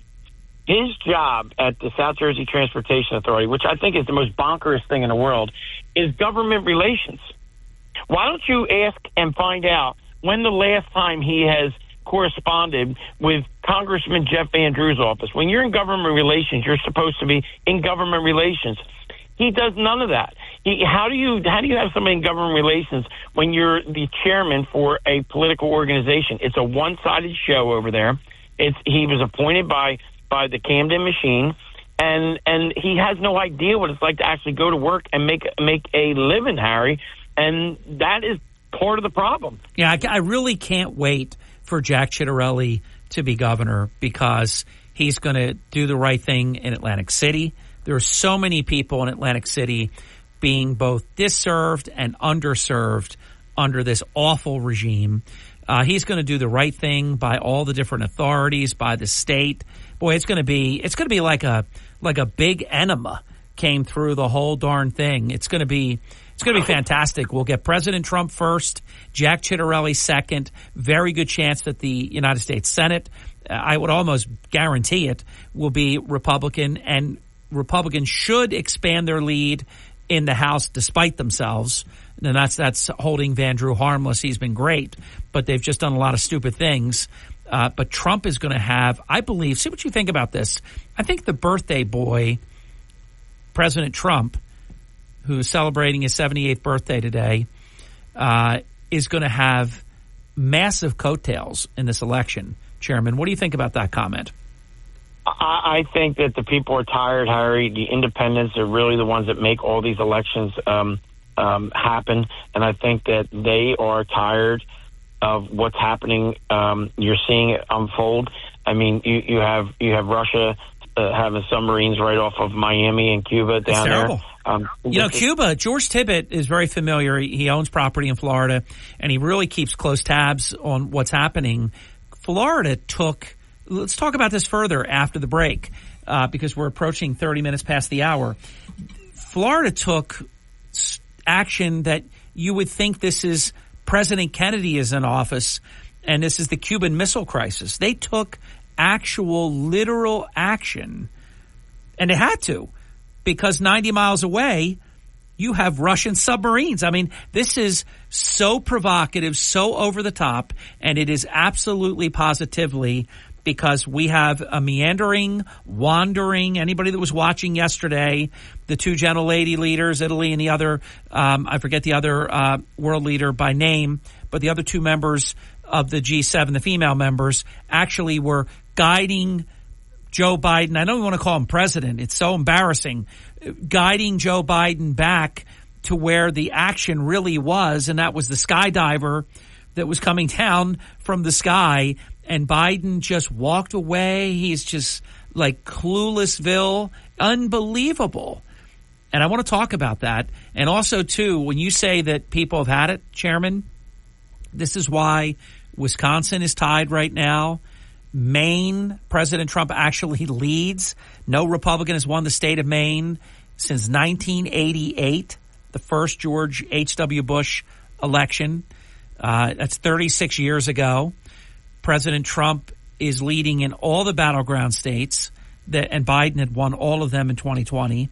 And he's actually tied or leading in other states that have been consistently for decades going Democrats. So there's no question, you're right, that something is afoot here. We'll get more from Chairman Purdy right after this.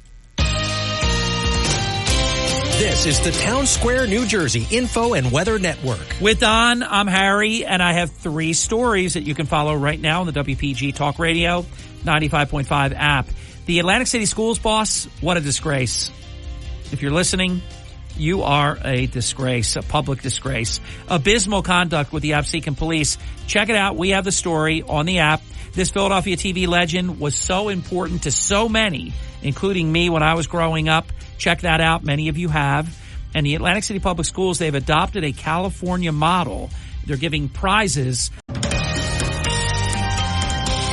From the Town Square, New Jersey Info and Weather Network, I'm Chief Meteorologist Dan Zarrow. An active weather day, a one-day taste of real sultry, stormy, summery weather here. High temperature 88 with lots of hazy sunshine.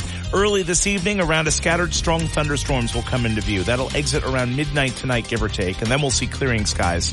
Low temperature 66. Back to sunshine tomorrow, turning cooler and more comfortable for the weekend. Tomorrow's high 81. Get weather 24/7 wherever you are. Download our free mobile app today.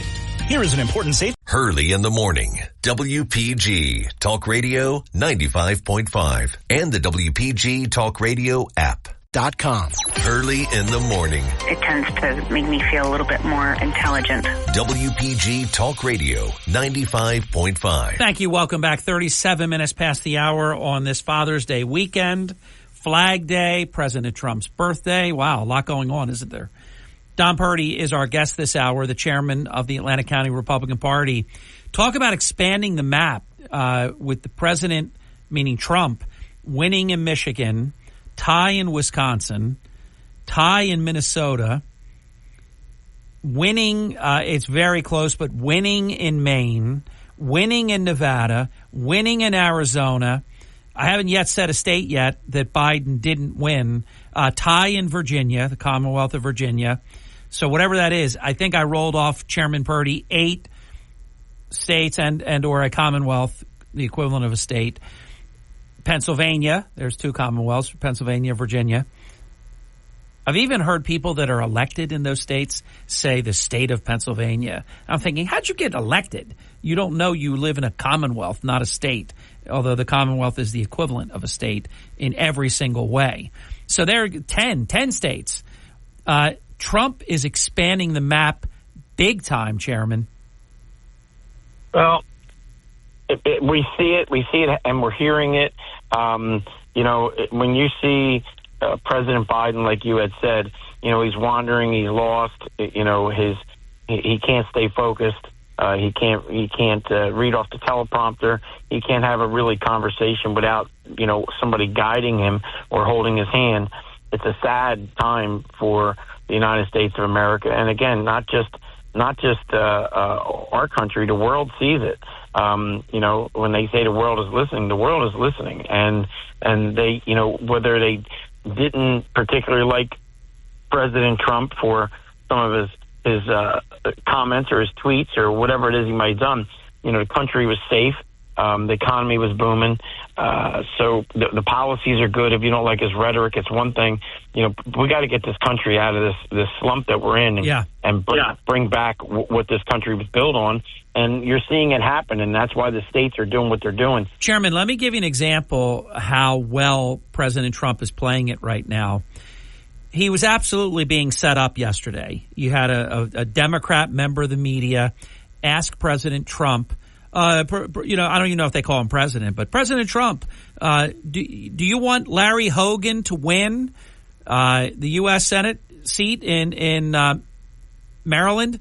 And, of course, they were asking him that because they were hoping that he would do something divisive, say, oh, no, he's a bum, and, no, I can't support him. He didn't hesitate. He said, absolutely, I want him to win. We need him to win. We need the majority back. We need to fix our country. So that wasn't good enough for the jackal that was trying to cause division within the Republican Party. See, they want to have a fake narrative that the Republican Party is not united, which yesterday disproves all of that, as you know, with the president visiting both the House and the Senate and greeted like a rock star, total unity. Mitch McConnell sitting next to him, endorsing him, which he had done before. So he responds to this reporter on the follow-up about, will you endorse him? He said, no one's asked me that before, but yes, this is an endorsement. Yes, I endorse Larry. I want him to win. So that is Trump at his disciplined best, Chairman. I agree with you. I am a state delegate for President Trump at the convention next month. So, he is going to be the nominee. He is the one that the Republicans in our country are going to have to get behind. Listen, whether you supported him or you didn't, he is the nominee. That's what you have to do. And you if you sit home and not vote for President Trump and get, Joe Biden back, you're going to have the same complaints, the same things, no matter what. So you have to get out and vote. The independents have to get out and vote. And let's get our country back the way it's. They got 4 years. He's already done 4, so you can't have him in there for 4 after this one. And we have to come up with some kind of strategic plan, just like you would do on your home budget or your finances. You have to have a plan in place and implement it. And that's what this country has lacked for quite some time. They're very short-sighted. Let's just get past this 4 years. Let's get past that 4 years. And that's why you have this football that just keeps getting bobbled around instead of building and moving off it. It doesn't even matter whose party it is. You got to do what's right for the country. The country comes first. The world comes second. I think that's the way it should be categorized. These are the people that are voting for you.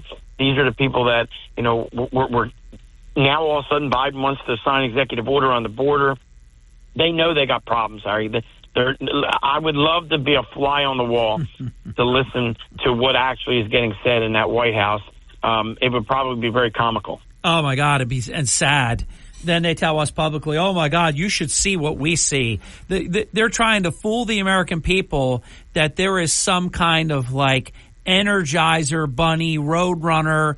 We can't keep up with them. You just don't see it. You should see what we see behind closed doors. Oh, I see. The best. He shows the best in private. But when everybody else wants to do their best in public, he's his worst. And they actually say this stuff. We can't keep up with him. You should see. Jill Biden with her speech. He's so smart. He's so fast. No one can keep up with him. I mean, come on. Stop it. Nobody, you don't believe it. You're saying the words, but she doesn't believe it. All the other people, Karine Jean-Pierre, none of them believe it. All right, our final break. We'll come back strong. One more power segment with Atlantic County Republican Party Chairman Don Purdy coming up right after this. You're waking up with Hurley in the morning. It's the topics that matter to me. WPG Talk Radio 95.5. WPG Talk Radio 95.5. Hurley in the morning. If you really want to know what's happening in Atlantic City, it's Harry Hurley every single morning. WPG Talk Radio 95.5. 10 minutes before the top of the hour, programming note, Councilman Tibbet, he's been sick all week.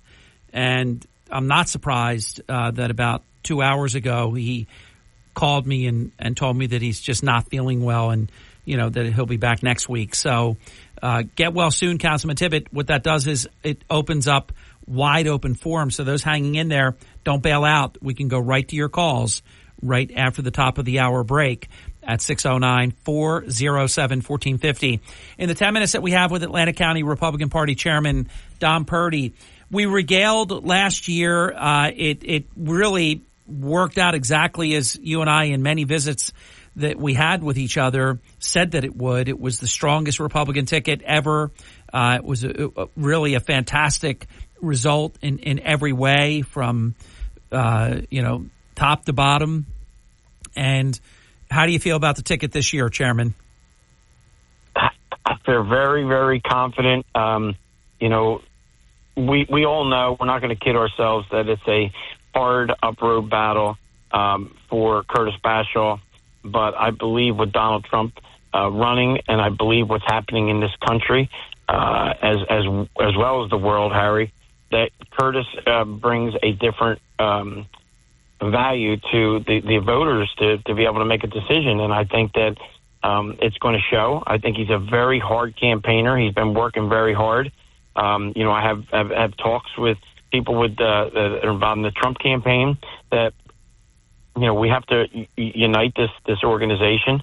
I feel that it's in that direction. I don't feel that there's any fighting going on.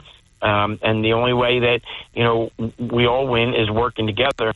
And I think that I'm not going to say who, Harry, but there's probably a very high-ranking Democrat in the state that's a Democrat, high-ranking Democrat, that actually told Curtis Bashaw he was voting for him. All right. Well, let me hold on one second. I only want to disagree with one, and it's a major point that you made that it's Curtis.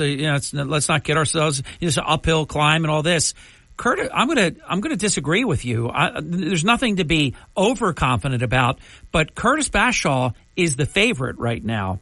He ran a phenomenal campaign that's going to pay dividends because of the 60,000 miles that he personally drove during the primary season and really got to know all the different party organizations, won 16 out of the 21 endorsements of the counties, and went on to a great, comfortable victory.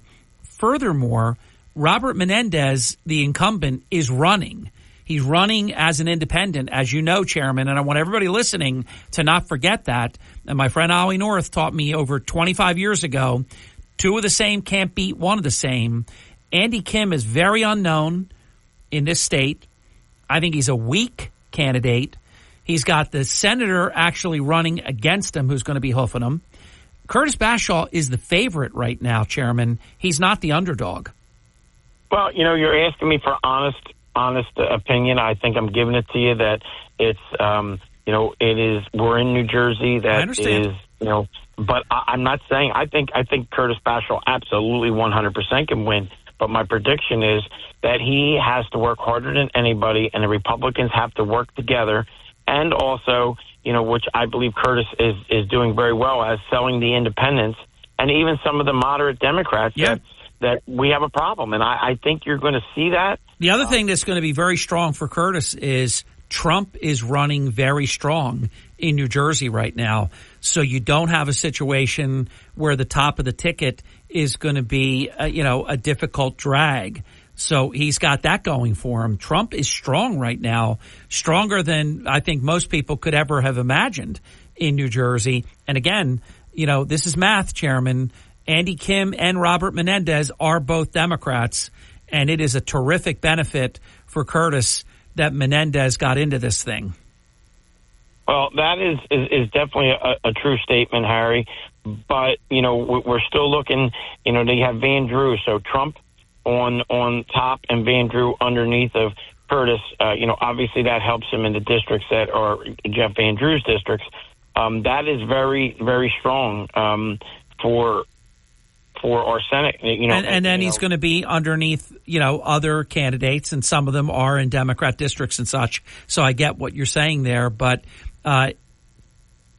Curtis is probably in the strongest position that any Republican nominee in New Jersey has been in terms of a Senate seat in 50 years. Not arguing that point with you. He's energetic. He's got that fire in his belly. He's got his own machine that they created running. I mean, from Michael Donahue to Testa. I mean, you even got George Gilmore up there. Ocean County is a huge Republican district. They will be out and voting. Curtis has got the right team around him to win this. And I believe me, there's nothing more that I love to do is to wake up on the 5th and see Curtis Bashaw be where he needs to be. I feel that it can be done, but when we're looking at a whole ticket here, Presidential usually gets Republicans, really gritting their teeth. I feel very good in going into this election cycle. And we got good candidates. And I said it, I keep saying it, we got better candidates. And I think that the voters see it. They're educated. They're watching what's going on. More than ever, these voters are watching what's going on. I'm thinking about, too, when you think about presidential elections in years gone by, you're absolutely right, Chairman. These were the times where, say, a Jim Carney or a Jim McGettigan, an Elisa Cooper, Damon Tyner almost won an assembly seat. I mean, the presidential election years are very challenging for Republicans in New Jersey. And I think in Atlantic County in particular, I don't feel that way this time. The Republicans are so strong. Suleiman is such a weak chairman. They field, and I don't want to put anybody down because I have a lot of respect for people that put their name on the ballot, especially in these meat grinder times. But the candidates have not been good. This is, I believe, I only see one Republican. I'm not going to name names at this time. I only see one Republican at the county level that has a potential difficulty. That's how strong I think this can potentially be. I agree with you. I believe that we could probably get that over the hurdle. But I think that, when you look at, especially again, Congressman Van Drew is a rock star for our party. Yeah. When it comes to election times, then he's another one that works tirelessly. He's everywhere. And that helps when it comes down to it. You don't forget, the Republicans did not have the line in the primary, and the candidate that had won was the one that the Republicans were working for in Atlantic County. So for people to say it's the line, the line helps. Absolutely it helps.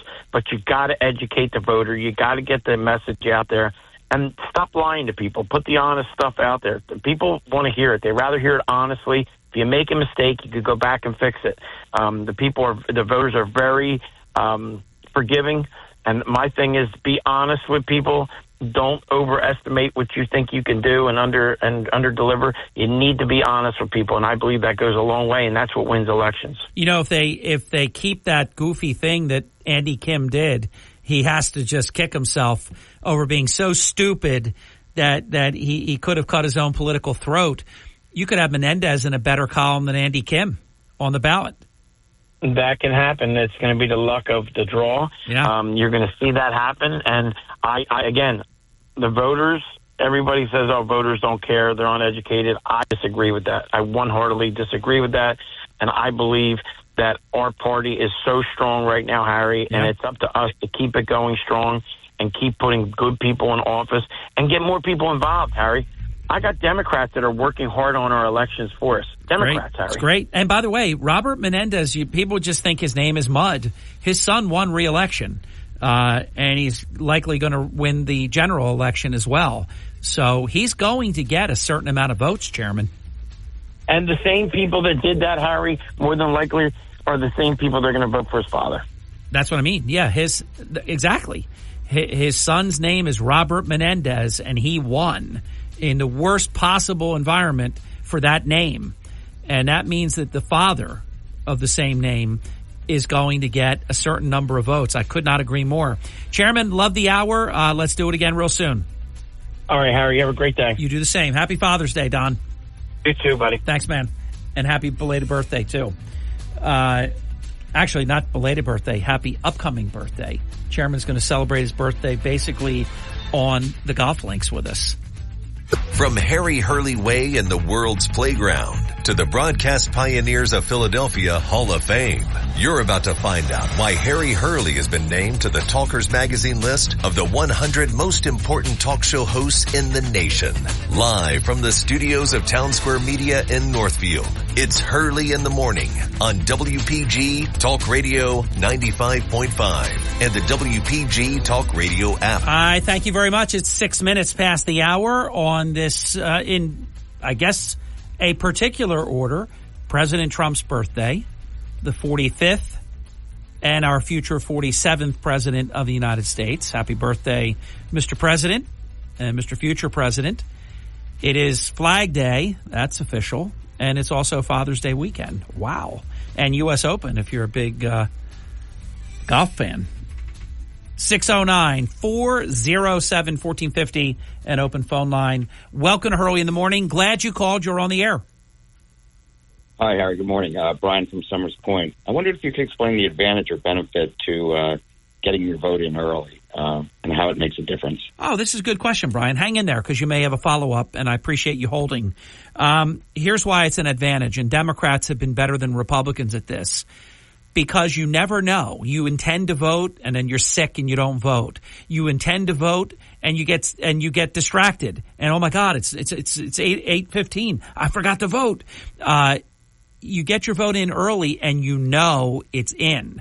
Also, what that means is when they tabulate and they give us a pretty good inkling of Republicans and Democrats, and you can kind of have an idea which party has more energy, which party is winning. So winning the early vote is important. DeSantis showed in Florida how big a deal that is. And what I've been just crying out for several presidential election cycles is to not cede the early voting. So the early voting, the vote by mail, every way there is to vote before Election Day is huge. It gives you that jump start. I mean, for example, and I still think he won it, and I don't want to get into some of the controversial, nonsense, but Trump won in Pennsylvania on Election Day by something like 600,000 votes. And all of a sudden, 2 o'clock in the morning, day after day, they slam in hundreds of thousands of votes, and next thing you know, he loses a squeaker in Pennsylvania. So voting early is important for Republicans at two levels. One, to not get skunked by the Democrats and actually lose, like Jack Ciattarelli. Jack Ciattarelli trounced Governor Murphy on Election Day. Governor Murphy trounced him in the early voting and the vote by mail. So Jack actually lost the election before Election Day even happened. You can win it before Election Day and you can lose it before Election Day. And then what that does is Republicans have a superior GOTV, get out the vote, Election Day strategy. We're going to win on Election Day. We just can't lose it in the early voting. That's my philosophy on your question. Okay, thanks. It explains it. Okay, good. Just curious. Yeah, thanks very much, Al. All right, you take care, Brian. See ya. 609-407-1450, an open phone line. Welcome to Hurley in the Morning. You're on the air. Yeah, good morning. Our dog is a real nipper, Harry. She's so protective. Gray and I are not even allowed to hug. She goes after the both of us.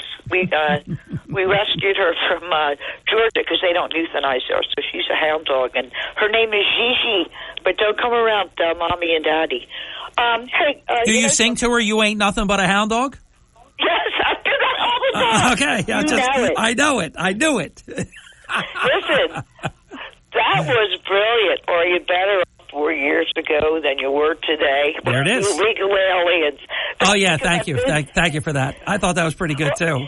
By the way, for those who missed it, I gave a little mini monologue, and I said the key to this election is, are you better off now than you were 4 years ago? And no one is in America except illegal aliens. They're phenomenally better off than they were 4 years ago in America. And that reinforces how bad these Biden years have been. That's why that's cutesy, is because every word of it is true. Well, Harry, as a flight attendant, I used to fly to Mexico 5 days a week usually. Then I have a week off. But if you ever venture off where the into where the real Mexican people live, they live in corrugated metal shacks. They've got no running water. They have holes in the ground. That's their bathroom. Wow. If you have two holes, you're considered rich. Wow.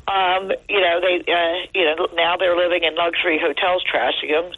Good food to their standard. A $10,000 debit card. Health care, school. So yeah, they're doing great. But here's to George. Why I really called Harry. Go right ahead. Okay, what's Biden going to do about the Jews and and Genocide Joe and the Hollywood fundraiser. And you're going to have their big draws, Clooney and Roberts. I know. Roberts kind of has been. But let me play devil's advocate. You know, Hollywood actors against the Jews, most of the production houses were owned by Jews, like Metro-Goldwyn-Mayer, etc. And, you know, you had people like Harvey Weinstein, you know, etc. And the casting couch. For years. Correct. For years. It wasn't Weinstein. So I can kind of understand why, you know, the Hollywood actors and actresses really are angry with the Jews. You know, so, I mean, I don't know what's going to happen here. You know? Well, okay, I'm going to tell you what's going to happen here. Joe Biden is going to try to thread the needle. He has such a problem with this. He's got this pro-Hamas wing of his Democrat Party that calls him Genocide Joe, and he's already been terrible. He's been terrible to the prime minister. He's undermined the prime minister throughout. At one point, wasn't even providing the amount of assistance that America would always provide for such a great ally. And then on the other hand, so the pro-Hamas crowd thinks he's doing too much for Israel, and then the rest don't think he's doing enough. So he has successfully carved out a position that everyone dislikes him on. He has a real problem with this, Andrea, a big problem. Yeah, he does. And so what about, you know, if we have Trump, we will have Trump, so I'm going to say it in the affirmative, not speculating. Trump is going to be the president. He already has 250-some electoral votes that are a lock, and he's going to get the other 19 that he needs. So he's going to be president, and they know it, and that's what all this is about. They're trying to find a way to stop it, and they haven't been able to find it yet to succeed. Trump as president is unapologetically pro-Israel. He's the only president that kept his word and made Jerusalem the capital of Israel. He will help Israel completely squash Hamas. Trump is the Jews' answer to their problems. Biden is an impediment.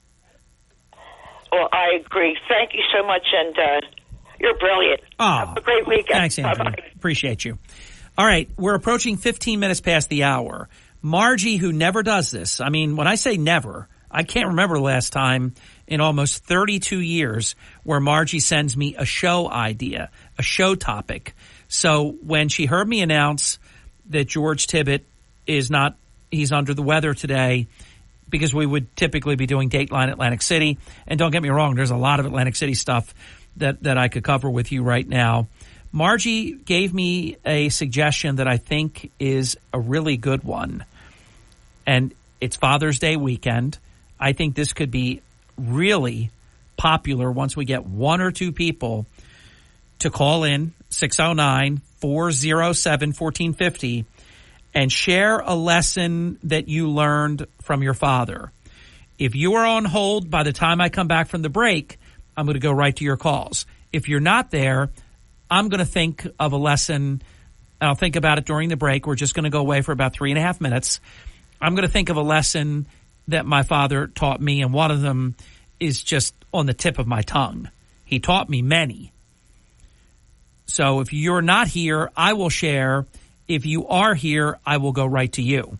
609-407-1450, a lesson that you have learned in your lifetime from your father on Father's Day weekend on the Hurley in the Morning program. 609-407-1450. I think it's a beautiful topic. I think it's an absolutely fantastic topic. And again, I think it's the kind of topic that once one or two people gets us out of the starting blocks and running, we're going to be like Secretariat in the Belmont Stakes. Back in a moment. Don't go away. Starting your day the right way with Hurley in the morning. It's a refreshing drive to work in the morning. WPG Talk Radio 95.5. Starting your day the right way with Hurley in the morning on South Jersey's talk station. WPG Talk Radio 95.5. You're waking up with Hurley in the morning. Ocean City. EHT. Brigantine. Mays Landing. WPG Talk Radio 95.5. All right. Thank Margie Hurley for this fabulous topic. And I say that in advance because I know you. And I do believe this is a great topic. It's obviously timely with it being Father's Day weekend. And anybody out there that still has their dad, just never take it for granted. What I wouldn't give, I mean, honest to God, for just like 5 minutes just to see my father again. I have not seen my father in this human life. I still feel like he's with me in ways, but I haven't seen him since 1981.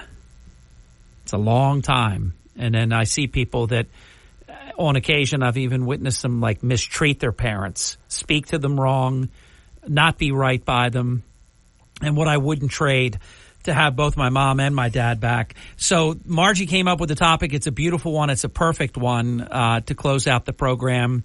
And with all the bad stuff that's going on, what a nice way, to think about our dads. And sometime before 10:06, but I'm going to take your calls first, I will share with you a lesson that my father taught me. I was a teenager at the time, a long, long time ago. Welcome to Hurley in the Morning. You know what to do. Time is yours. You're on the air. Hi. Good morning, Harry. Thanks for taking my phone call. Of course. So I just want to make 3 points. The first one, you say the lesson from your father. I guess I can remember when I went to college, when he dropped me off, and I grew up, I went to Ocean City High School, a big culture, different life. How can I explain? And the college I went to, Bloomfield College. It was like when I got dropped off, I was pretty much the only white guy among different cultures, just put it that way. And I wasn't comfortable. And I called my father about it 2 days later, and I said, I'm not sure this is going to work out. I just don't know if I feel good about this. So he told me to hang in there. He said, give it a week or two, and we'll see. If you don't feel good after that, we'll make a change. But he said, just hang in there and try it. And I made some of the best friends I ever had in that college because I didn't give up. He told me, don't give up. Just try, see how it works. And you were taken out of your comfort zone, and it turned out to be a beautiful thing. Yeah, it did. And I have to say I thank him for that because he told me perseverance, hang in there, don't give up, and just give it a chance. Open your mind and don't be narrow in this situation. And he was right. Sounds good. The other thing I want to discuss is do me a favor, make this other stuff really quick because we're sticking on a topic, and this gets us off, far afield. We're taking calls this hour on lessons taught by our fathers. How about this? Forgive me, I'm going to cut it at this point because I don't want to bring other stuff into it. It takes away from the focus that we're doing, and I'll owe you the time the next time we're in open forum. Let's do it like that. And thanks for sharing, though, the memory that your father taught you. If you're just joining the program, I don't want to talk about Biden and Trump and all that crap. I want to talk about lessons that were taught to us by our dads. You don't have to share a bunch. Share one lesson. And I know this much. The lessons that my father taught me have served me all the days of my life. That's how meaningful, when my father spoke, how much it meant. And his coaching and his guidance and his experience, just invaluable. And even when I thought he was wrong, as I got older, I realized he was right all along. I was wrong. And I always wished I could tell him, like, in a couple of areas that I thought he was wrong. I never ever said to my dad, "You're wrong, I'm right." I never did that. I thought it to myself. I don't know about you. I held my father reverence. I would never disrespect him and have some kind of, difficult disagreement or something like that. Even when I thought he was wrong, he just held a place that just would not allow me to go there. 609-407-1450, an open phone line. Welcome to Hurley in the Morning. Lay it on us. Good morning, Harry. It's still a great day in the city. That's good. It's getting even better, as a matter of fact. Yes. So I have to tell you that you had a very different relationship with your father than I did with mine. My father and I locked horns consistently for many years. I'm a very strong-willed person. No, my father was very tough. And in fact, my parents got divorced when I was the youngest. I was probably 18 when they got divorced, and I was estranged from my father for about 20 years. Didn't talk to him, didn't see him. So after my mother's death, we reconnected and we talked and aired our grievances. Well, mostly I aired mine, and my father got to see me as an adult for the first time. And so he realized that he had good children, and he was maybe a little tough on them because he got to see what kids are like today, if you get my drift. Oh, do I? So, yeah. So anyway, having said that, the one thing, even when I didn't really care for my father, that was in the past. The one thing, many things that I got from my father was his work ethic. My father worked his rear end off his entire life. He never took anything that he didn't earn. Yeah, same here. And as a matter of fact, my father, if he had been paid for all the work he'd done for people in his life, he would have died a very wealthy man. I am the things that I'm 62 years old now. My father died at 67. I do, and my brother's the same way, and my sister the same way. You do what needs to be done. You're an adult. It may not be pleasant. You may not want to do it, but if it is required of you, you do it. And you just bite the bullet and you forge ahead, no matter how unpleasant. So that's what I got from my father. I don't take what I didn't earn. I don't want anything I didn't earn. And I do what has to be done. And we had expectations in my house growing up. There were expectations of it. Andy, let me get the next caller. I loved it. I loved you put your heart out there. It was everything that this topic is supposed to be about, and you just delivered big time. Thank you.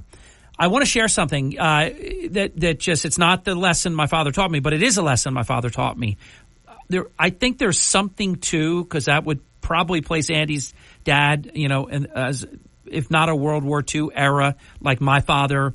And Andy and I are contemporaries, just a couple years apart, at least Korea, era. I don't know if Andy's father was a younger father or an older father when Andy was born.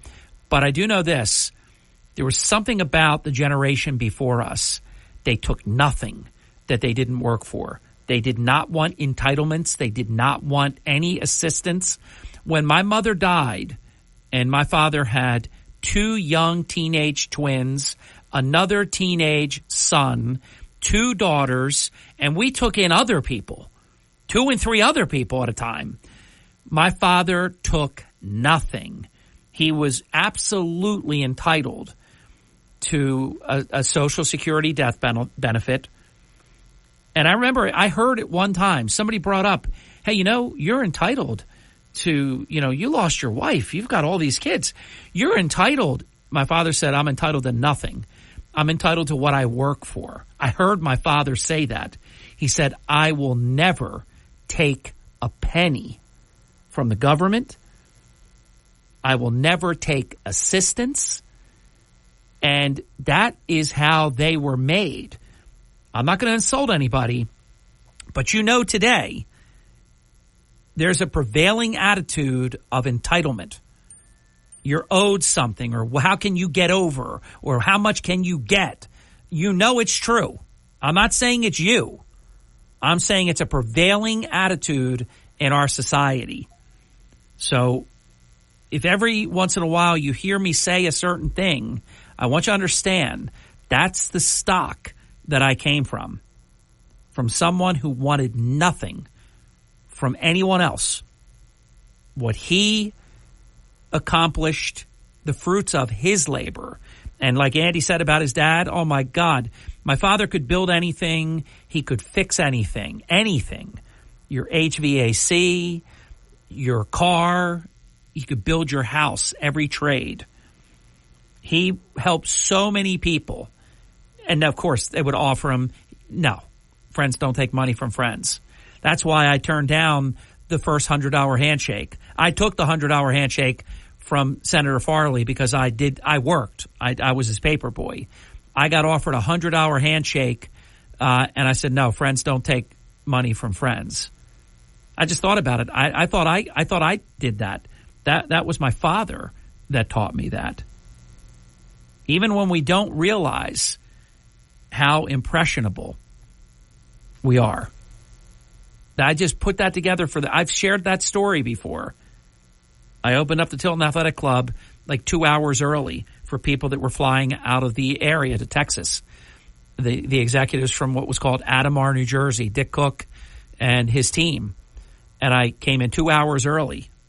Instead of 6 o'clock, it was 4 o'clock. Might even have been 3 o'clock. And he shook my hand, and I felt something in there. And I looked at it, and oh, my God, did I need that. I needed that so bad. But I gave it back to him. I said, friends don't take money from friends. And, wow, Andy, that was a good call. Welcome to Hurley in the Morning. You're on the air. Hello, Harry. Hello. Ed Klein. Mr. Chairman, how are you, my friend? I'm good. I'll be quick. Sure. I grew up in the dirt business with my father. I think I was about 8 years old. I'm catching the grade with a shovel. They're building Paul's Hardware in Brigantine. My dad's grading the dirt to put the concrete floor on it. Above me, I'm working with the shovel around the post, and they drip hot tar on my back. Ooh. I go, whoa. My father comes over and says, don't ever come to work ever again without carrying a Band-Aid. I still carry a Band-Aid today, and I'm not in the dirt business anymore. Wow. Lessons learned, Ed. My dad would tell me, all right, don't buy any long-handle shovels. The employees will lean on them. You buy short-handle shovels. It's okay. Oh, you know, my God. Things you learn. So smart. And he'd say, before you hire somebody, take them to lunch. If they eat slow, they work slow. And they told me one time, don't ever hire anybody who smokes a pipe. They stand there and smoke that pipe and don't do nothing.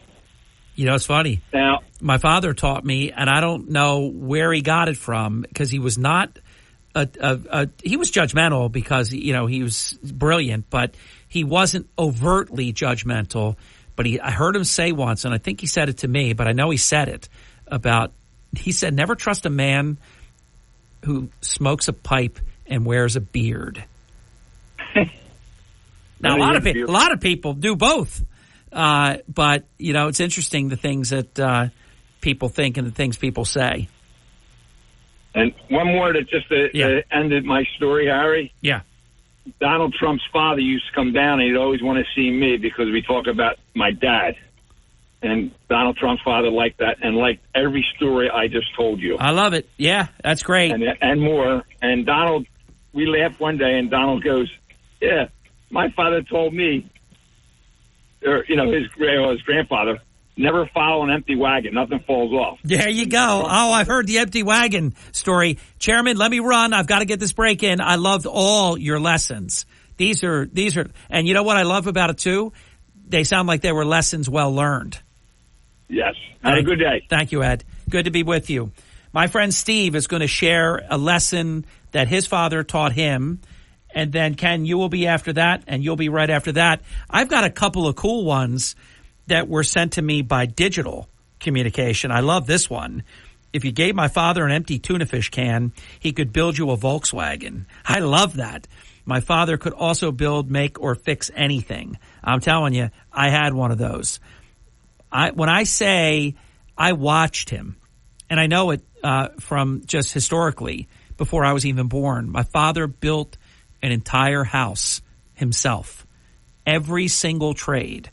I couldn't even, if I was staring at raw land, I wouldn't even know where to begin. So he did the foundation. He did every trade. He built a fireplace. He did the HVAC. Master plumber, did all the plumbing.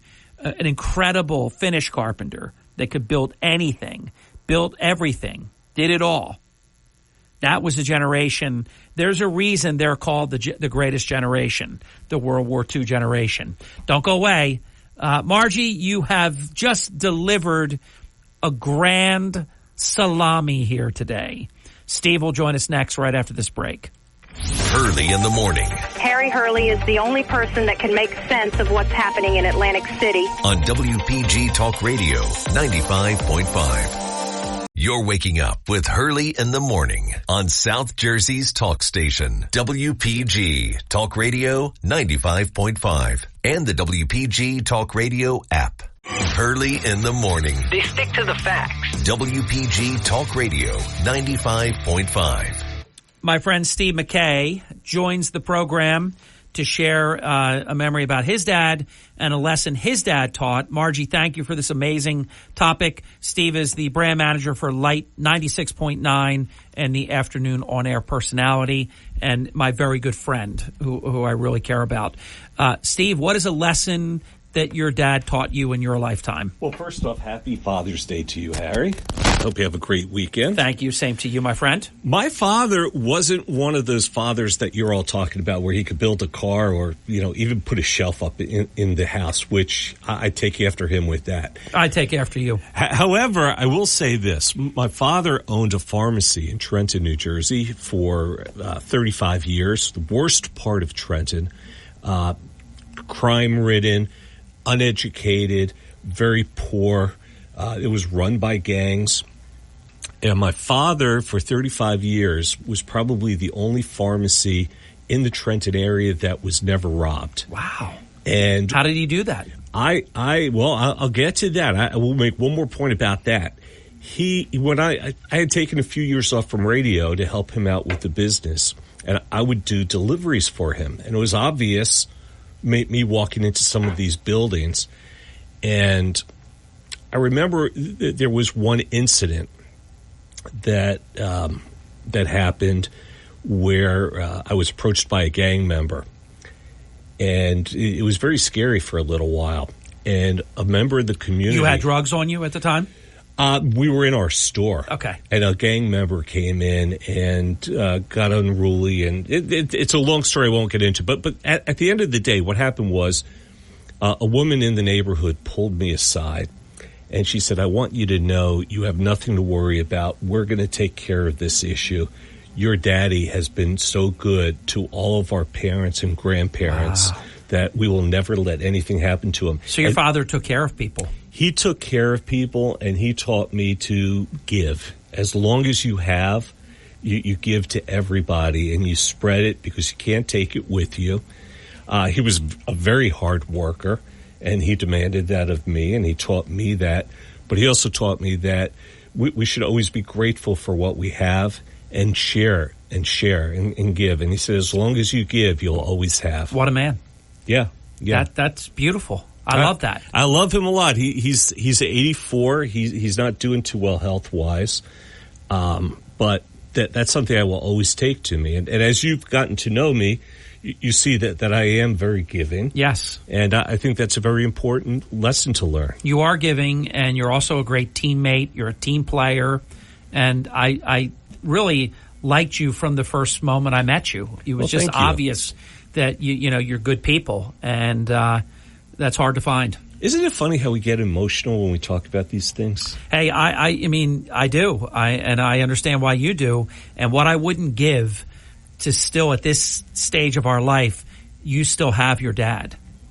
Yeah, it's ironic that you would say that because we've been going through some difficulties between me, my father, and my mother. And, I keep telling myself that, I don't know how much time I have left with them, but, sometimes you just have to take it for what it is and move on, because you don't know how much time you have. I didn't know what you were going to share. We didn't do the show before we did the show, Johnny Carson rule, and you delivered. I really appreciate what you shared. Thank you, sir. And Thank a great, happy Father's Day to all the fathers listening. Good to be with you, my friend. Thank you, Steve. Back to your call, 609-407-1450. Ken, happy Father's Day. Happy Father's Day, Harry. You really hit the nail on the head here, babe. Let me tell you. I mean, you and I grew up together, and the recurring thing for all our parents is the work ethic. Okay, but I want to shift gears with you a little bit. I mean, everybody that knows me knows the way I am. My father made me look like a choir boy. I mean, and he was just an absolute brute. Okay, anybody that played for the Ventnor Pirates in the 70s know that Mr. Coutinho was not somebody you messed around with or anything like that. True. Okay. Now, but the story I want to share with you isn't about the work ethic. Okay. He had to say, hot or cold, out you go in the morning. He didn't care if it was 20 below or 110, rain, snow, sleet. He beat the mailman to work every day, my father, and he was just an absolute brute. Okay. So we're changing a flat tire on Dudley Avenue. And Ventnor Heights, the 500 and 600 block was still being built.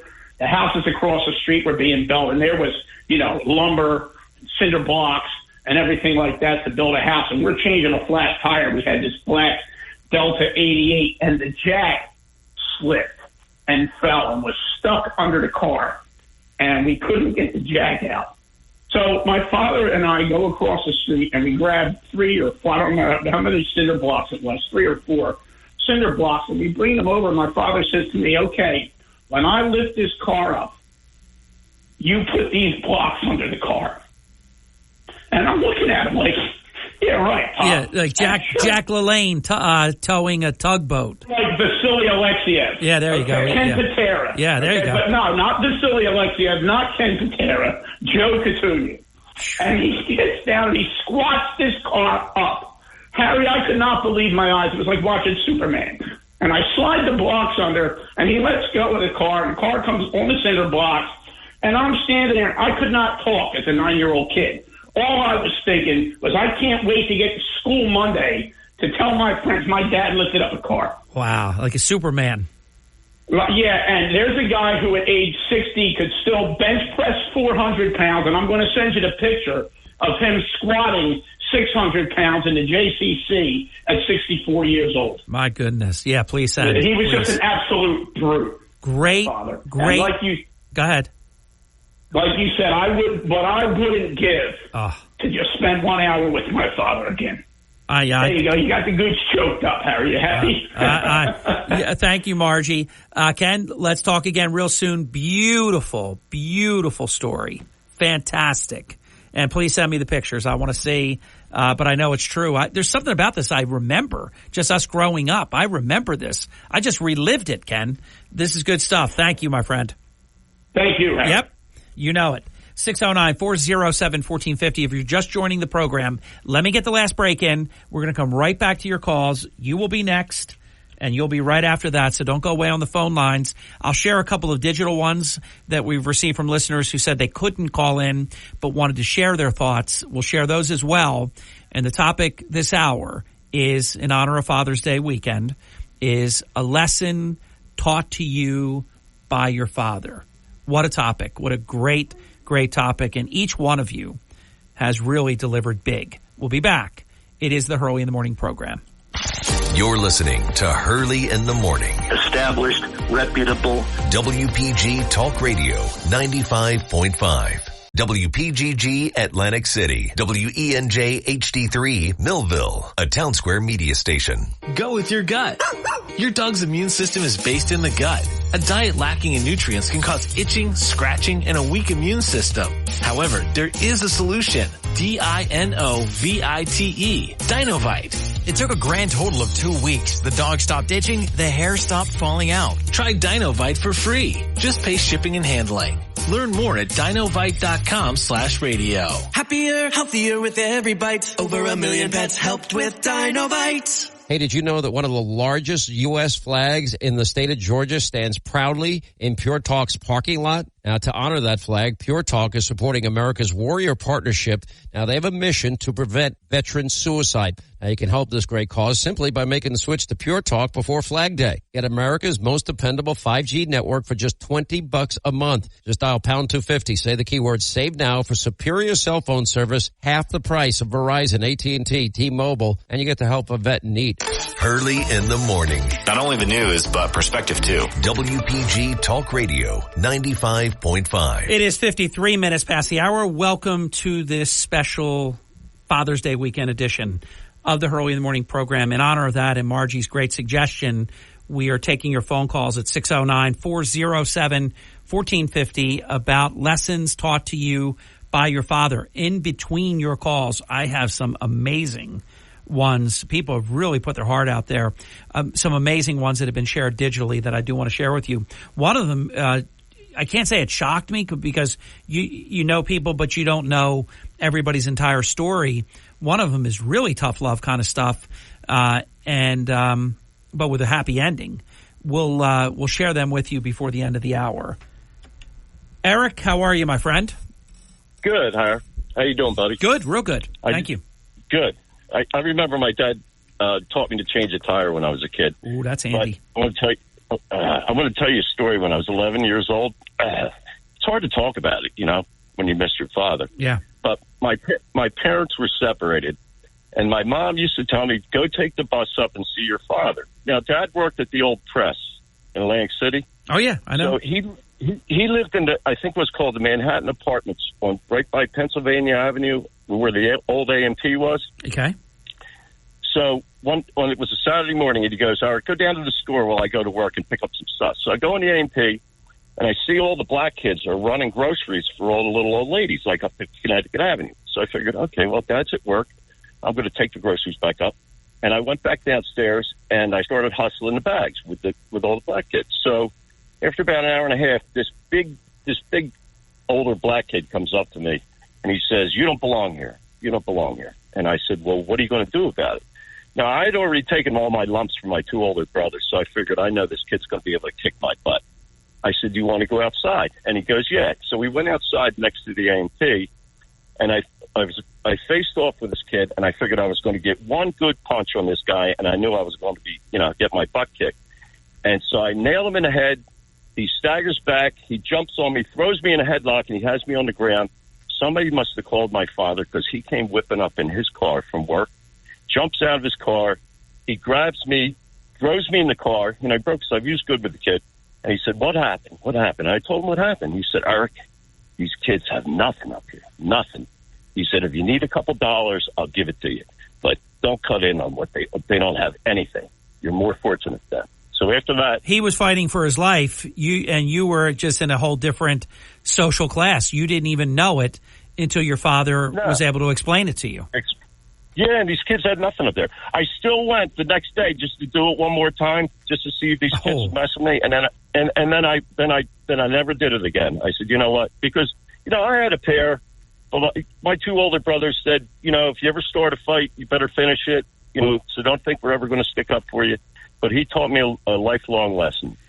Great story, Eric. Then from delivering oil, I saw what it was like up there. Yeah. So glad you shared it. Eric, thanks, Eric. Brother. See you, my friend. Bye-bye. 609-407-1415, open phone line. Welcome to Hurley in the Morning. Glad you called in. You're on the air.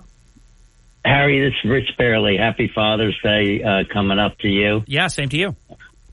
Thank you. And the word, and I'm listening to your show, is cherish every moment, whether it's your father, your mother, or any loved one. I lost mine in a car accident, I think it's 28 years ago.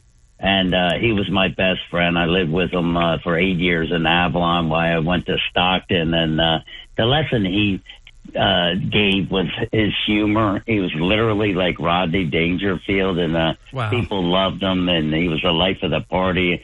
And he drank so much, but for some reason he could remember jokes. And, he could be drunk, but he would remember the jokes. And but the other life lesson that he taught was if you don't give, that you don't get. Meaning that if you don't work your butt off, then you don't get money. And he said, you earn it. You don't get it. You earn it. Yeah. And that's an important lesson, because too often nowadays, people are always looking for something for nothing. But that's my word, is just to cherish every moment with. My mother's going to be 90 this August. So we're going to celebrate that. But happy Father's Day to everybody. And I'd like to get one 15-second thing in there. Egg Harbor Township is going to be having a planning board meeting on Monday night. Yeah, we did promote this. I mean, probably spent 10 minutes on this earlier today, but go ahead. Okay. It's an extremely important meeting for people to show up with. They're looking to do a substation on Hingston Avenue right next door, or looking to approve it and have a hearing on it. But it's right next to the Oxford Apartments. It's right across from the London's Court and the club at Tilton Apartments. And you know my feelings about offshore wind. Yeah, it's bad for the neighborhood, and it's also bad because it helps offshore wind energy become a reality. So it's just bad on top of bad. Hopefully the Egg Harbor Township Planning Board understands that the community does not want this. Yeah, so any and everybody show up, and I'll call you on Monday. Let's keep to your theme here. So have a great Father's Day. You too, Rich. Happy Father's Day to you. 609-407-1450 this hour. And I have to tell you, you've exceeded my already high expectations with just incredible stories and putting your heart out there, and the passion. It's been beautiful. This is a best of hour that is evergreen for eternity. It's just beautiful. It could never grow old. In this era or any other, wow, it's been beautiful to listen to. I'm going to get at least one more call in, and then I do want to share some of the ones that came in digitally, because they're just as important. They were just folks that could not call in, that could not wait on hold, and I want to share their stories as well. Welcome to Hurley in the Morning. Glad you called in. You're on the air. Yeah, hello? Yes, I'm talking to you. Hey. Yeah. How you doing? My name's Scott Bender. I just want to say, first of all, these stories are phenomenal. My father left when I was 6 years old, went to the store, never came home. My mother met a guy, came into the family. Of course, I was young. I treated him terribly in the beginning. The guy is 91 now, walks 6 miles a day, listens to you every day. Oh, wow. And I'm probably going to cry during this, but I moved down the shore to be with him. He's in great shape, but he just instilled in me how to just treat people right, pay your bills, credit's important, being a man is important, and just all the things to do correctly. By the way, I think you know this. In fact, I know you know this without us even addressing it.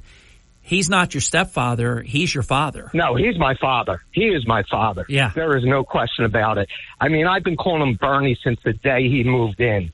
And he knows when I introduce him, he's my father. He's my dad. He's the best thing that happened to my family. Wow. And it just, look, I'm crying now. I'm 61 and I'm crying. But I just had to tell you how much I love this guy and what he did for my family. Scott, I am so happy that we just got to speak. Thank you. I listen to you every day too, but I'm sitting in a parking lot here crying. I just want to tell Bernie how much I love him and how much we appreciate him. Well, you just did. Thank you, Scott. Thank you so much. You got it. Take care. Wow, I'll tell you what, I get choked up. That was incredible. And Bernie, number one, thank you for being an incredible dad. And also, thank you so much for listening every day to the program. 91 years young.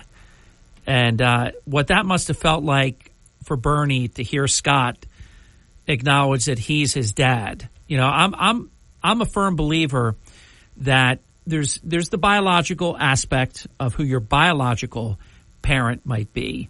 But if that person was not present in your life, they had no part in your upbringing, and in some cases were terribly abusive or just terrible parents, that person, like a Bernie, that's your dad. There's just it just came through loud and clear to me. Let me share a few of these digital ones because they're also very, very powerful. And I'll protect the innocent But I really thank them for being willing to write such things as this. Check this one out, for example. My father always told me, quote, I wouldn't amount to anything, which I think is cruel. It is terrible parenting, how any parent could ever tell their child they don't deserve to be a parent. I'm just being honest. That is shameful. It's disgraceful. It's disgusting. But get a load of this, though. Talk about making lemonade out of lemons. My father always told me, quote, I wouldn't amount to anything. Quote, he turned out to be my motivation and success in life. I thank him every day because this individual is extremely successful. And the father was wrong. And shame on him for saying that. My friend Joe wrote in, good morning, Harry. I had one of those dads, too. When our dad grew up, they had nothing to speak of, but they were always loved. Today, kids have everything and aren't loved enough. You can see which one is better. An excess of material things when you're young does not make for good character. Now, this is someone that grew up, as he says, with nothing, but yet he had everything because he was loved. He had everything. The material stuff is just stuff. You know, we all think we want it and we need it. We don't need it. I don't want anybody to be hungry. I want everybody to have, you know, what they need, you know, to sustain. But what's interesting, and this person that grew up with nothing, but yet he grew up with everything, is a very successful business owner at a really scalable level. There was one other one. I'll just say a first name, David. But I want you to know, David, I saw what you wrote me. He wrote that he wasn't able to hold on, but two valuable things my father taught me are, one, anything worth doing is worth doing right the first time. Love that. I've seen people that just waste time. So I saw somebody in my life that was so lazy that he worked hard to avoid work. He worked harder to avoid work than if he just worked. And number two on David's is, and this one took a long time for me, don't sweat the things you can't control. Enjoy this beautiful weekend. Maybe some rain tonight, but then we don't have any rain for at least a week, which I am very pleased about for our event that's coming up, for the wonderful Barefoot Country Music event that's coming up, and anybody that wants to enjoy the outdoors. Have a great Father's Day weekend. Happy Father's Day to all the dads in our listening audience. I will see you on the digital platform of WPG Talk Radio 95.5 throughout the weekend.